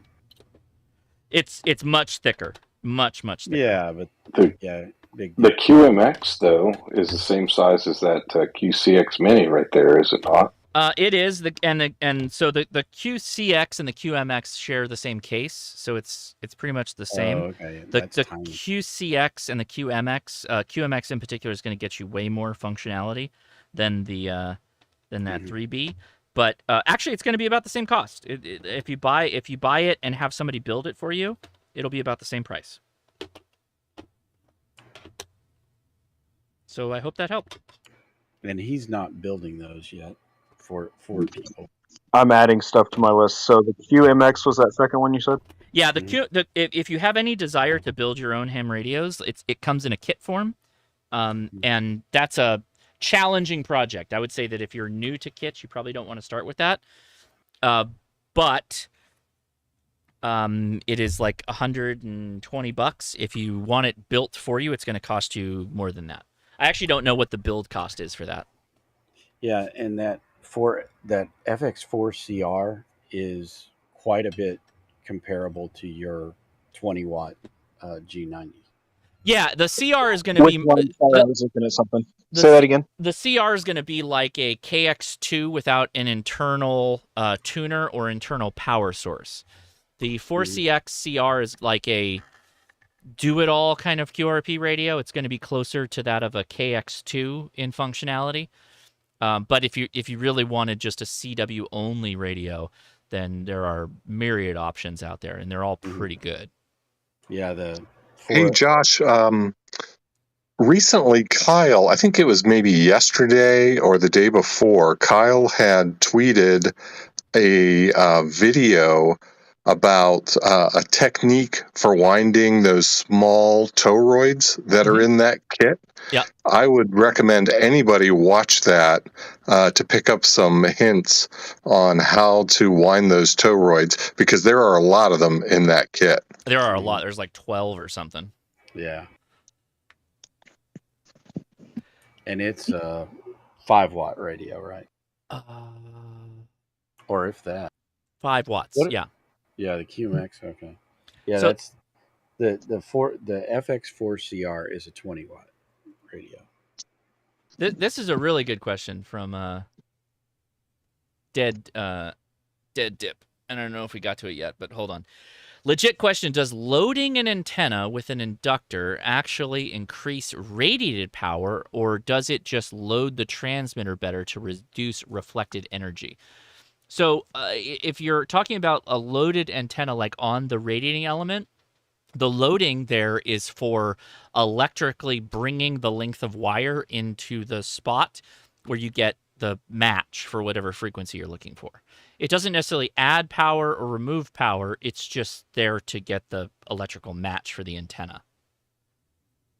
So in the sense, if you had a whacked out antenna that was a poor match with horrible resonance, adding a loading coil would allow you to put out more radiated energy, but it's not necessarily going to boost that energy. Loading coils just allow you to make a smaller profile for an antenna. Really, that's all it's doing. And the coil doesn't resonate. The coil doesn't resonate. That's correct, which is interesting because a lot of people are starting to do, or they've been talking about doing centrally loaded verticals for a while. And they say that that's much better than a base loaded vertical. I don't know why. I know there's claims there, but I don't understand all of it yet because I really haven't looked into it. Do you know anything about that, Mike? I found over the years that certainly with CB 10 meter aerials, center loaded work better. Yeah, I can't explain it either, but it gets the coil away from the base so that the voltage point is in a different place. But other than that, that's all I could think offhand. Yeah, Dread Dip, you got it, man. So adds effective length without adding any radiating length. Exactly. So that's why vertical, like loaded verticals and loaded Yagis and loaded dipoles and all that, they're not actually better transmitting antennas. It's a compromise antenna to make sure that it fits in the place that you're trying to use it, or it's more convenient in the case of like a portable vertical or something like that. That's it. That's all it is. All right. Well, I think I'm done. We've gone way long. I got to go hang out with the family a little bit before they go to bed. One more contact here, but you can see the printer is working. You know what it was, guys? It is actually a little rough. That's way rougher than it normally is, but it'll finish. It was totally because I had it set to PLA instead of PET-G. I was trying to feed it PET-G. Yeah, and I'm going to go look for one of those heater things. I think that'll help quite a bit. Oh, yeah, I'm telling you, Don. That allows me to sometimes put some. I can kind of put them away for a little while and bring them back out, and I throw them in the heater, hit the button, come back to it a day later, and just start busting out prints to kill the spool. That's generally what I do. Yeah, did you put a link for that I did. I did. Yeah. If you, I'll scroll up and see in YouTube, right? I can drop another one if you want. Well, I want to drop my. If you don't mind, I'll drop the affiliate link. He's going to drop his affiliate, which is fine with me. That sounds like a plan. All right. Let's see. That's it right there. There it is, done. Yeah, so again, if you are into 3D printing and you don't have a filament heater, this is likely one of the cheaper ways to go. It's not like super effective if you think about it, because you can do what was mentioned earlier, which is just take a food dehydrator and take all the trays and cut the centerpieces out of it, so you just have a big open cylinder, and then stack all your spools up. The only advantage of this guy is that you can have an active spool in there, meaning you can take the filament out of that little hole and run it into your printer, and you can run it out of there, which is actually kind of helpful. And whatever. All you got to do is 3D print a spool right vertically in the center of it and drill a hole in the side. Say that again? What now? Oh, like a vertical. Yeah, sure. Vertically and set it inside your dehydrator and drill a hole in the side. Why not? Why not? Indeed. That's what 3D printing's all about, creating whatever you need. Yeah, so they actually have all kinds of different. Ooh, look at all the different colors now. Yeah, but I just don't need a dehydrator. I just would like to point out that this thing is on subscribe and save. So for some reason on Amazon, I need a monthly supply of filament heaters. Your hobby is going to grow. I'll save 10%. I'll save 10% if I subscribe and save. I mean, why would you not? Maybe for a print farm. Oh, that's, you know what? Maybe, and I'm on the slow roll plan. Like I haven't committed to this 3D print lifestyle yet. And look at that! There is a newer model of this A 2023 upgraded version of it. Is there really? Yeah. Like, what the heck do you upgrade? I don't know. Well, it's round instead of square. Oh, Well, It's more expensive. There's no. Oh, it's got a big ass screen on it. Yeah, it's got a screen on it. Hey. All right, I'll get. I mean, I don't know. More better. Actually, wait. That actually could be useful because it kind of just like you have to manually set it to the temp you want. So if you can set it to PLA or PET G, that's actually pretty useful. If you could tell it like, oh, I need it to be warm enough for PET G, whatever. That's and it's 360-degree heating. That's what they're advertising. So okay, that actually is an upgrade. That's a pretty big upgrade, actually. Okay. Yeah. By the way, Don, that is the filament I like too. I use that company a lot for filaments. Which company? Sunlu. Yeah, Sunlu. They print the under really well. Yeah, like I said, I just go to Micro Center and just pick it up when I need it, and it's just too damn convenient to drive down the street. Hey Don, Micro Center Yeah. has the Bamboo P1P right now. No, really? Yeah. For how much? Because $600. I looked at them. I looked at them online. I'm seeing 1,200. No. You want the and Bamboo. 700. And, So, yeah. Bamboo just came out. So P1P is they take the top end $1,200 one and they strip everything off of it. No sides, no anything. They just came out with an upgrade to the P1P that puts the sides back on, and that is $900. But you could still go with the stripped down model, which is what I have. It's $600. That's it. Done. That's it. I thought you wanted the sides and all that on it to keep the temperature. If you're doing ABS, otherwise it doesn't matter. Yeah, I thought that one of the problems I have is the temperature of the room that I'm printing in. And the fact that there are vents in that room, which I've tried to keep closed, but it does seem to affect it when that does cause problems. Yes. Yeah, when the AC comes on, or worse is when the heater comes on in the winter. It actually, from what I've seen, it prints better in the winter if it's cooler in the room. Yeah, it's pretty hot where I'm at, so I don't know. All right, I got to get out of here. What are we at? Oh, it only.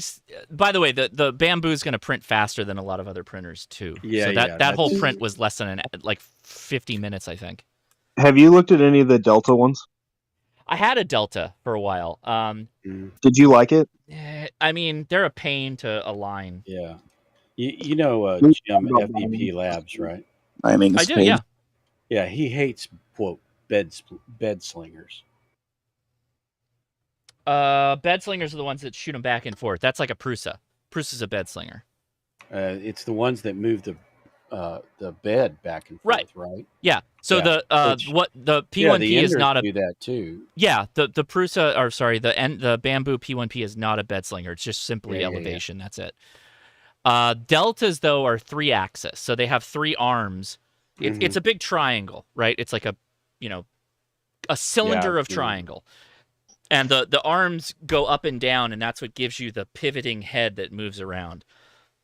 They're kind of a pain to align. Did you notice it being that much faster? Oh, this is insanely fast. This is faster than any printer I've ever owned. That's so faster than your Delta was? Bamboos are the fastest printers right now that are on the market. Faster than any other market. Yeah, they're insanely fast. This thing is, and this is on stock mode. There's 2 speed modes higher than this right now. What kind of what's the setting? What's your print distance? I don't know. I didn't look. I just hit print. I don't look into all that. Something that takes 15 hours usually prints in 8 layer height is 0.2 millimeter right now. I can't think of what that setting's called. Yeah, I adjust a lot of that stuff, including fill. A lot of times, like mine's around 50 millimeters per second. Whatever you think is fast, go look up the speed of the Bamboo. So it's doing a lot something. Of guys, yeah, a lot of guys on the Ender are putting in Clipper software where they can control it all. And they're getting crazy speeds out of it, but I haven't really. It's kind of if it's not broke, don't fix it kind of thing. I don't really want to screw up what I have. Yeah. So hear me out on this. So what the Bamboo does is it's actually accounting for the vibration of itself. It factors that into the measurements and it uses it to go faster. So So with the Clipper software, they basically go in and break the G code down to say, if it's moving in a straight line, lay it out. Doesn't matter. As soon as it has any kind of turns or adjustments, that slows the speed down. So it's like a variable speed depending on its directions. Have you seen how fast the bamboo goes? No, I'm watching it on YouTube, but it's pretty laggy. Oh. What was in the box? This. What's in it? Vitamins. My son just came in. You're here you go. Good. He's a black bulb on the screen. He's yeah. Okay, we're gonna wrap up. I'm gonna go. Guys, take it easy. I'm gonna go ahead. You did take a bath. Your hair's all wet. Yeah. I didn't grab my hair. All right, everybody on the Discord, I got to head out of here. So sorry, we're not going to be able to finish the print. It has 19 minutes to go, and it's sailing right on through. So it's a fan cover. Thanks, Josh. Thanks, guys. Appreciate you for hanging out all this time, and everybody on the YouTube. It was a fun night. Thank you. Appreciate it. 73, Josh. Shoot me a thumbs up if you haven't. I would appreciate that. All right, take it easy on the Discord. I'm going to wrap things up from here. See ya. 3. All righty. So, oh, wow. What happened to all my green screen got all screwed up. Take it easy, everybody. I'm heading out. Print's going to be done. Now 18 minutes. Super fast. All right. Have a great rest of your weekend. If you can, get out there and play a little radio. And until I talk to you again, 73s. Enjoy the memes. The memes. You got a lock brick? It's a lock. I know. Let me see it. It's all. Give me it. Yeah, the pins are all screwed up. I have to open it up and repin it. Open it. No, I'm not doing it right now. I forgot that was even sitting there. No, don't. Come on.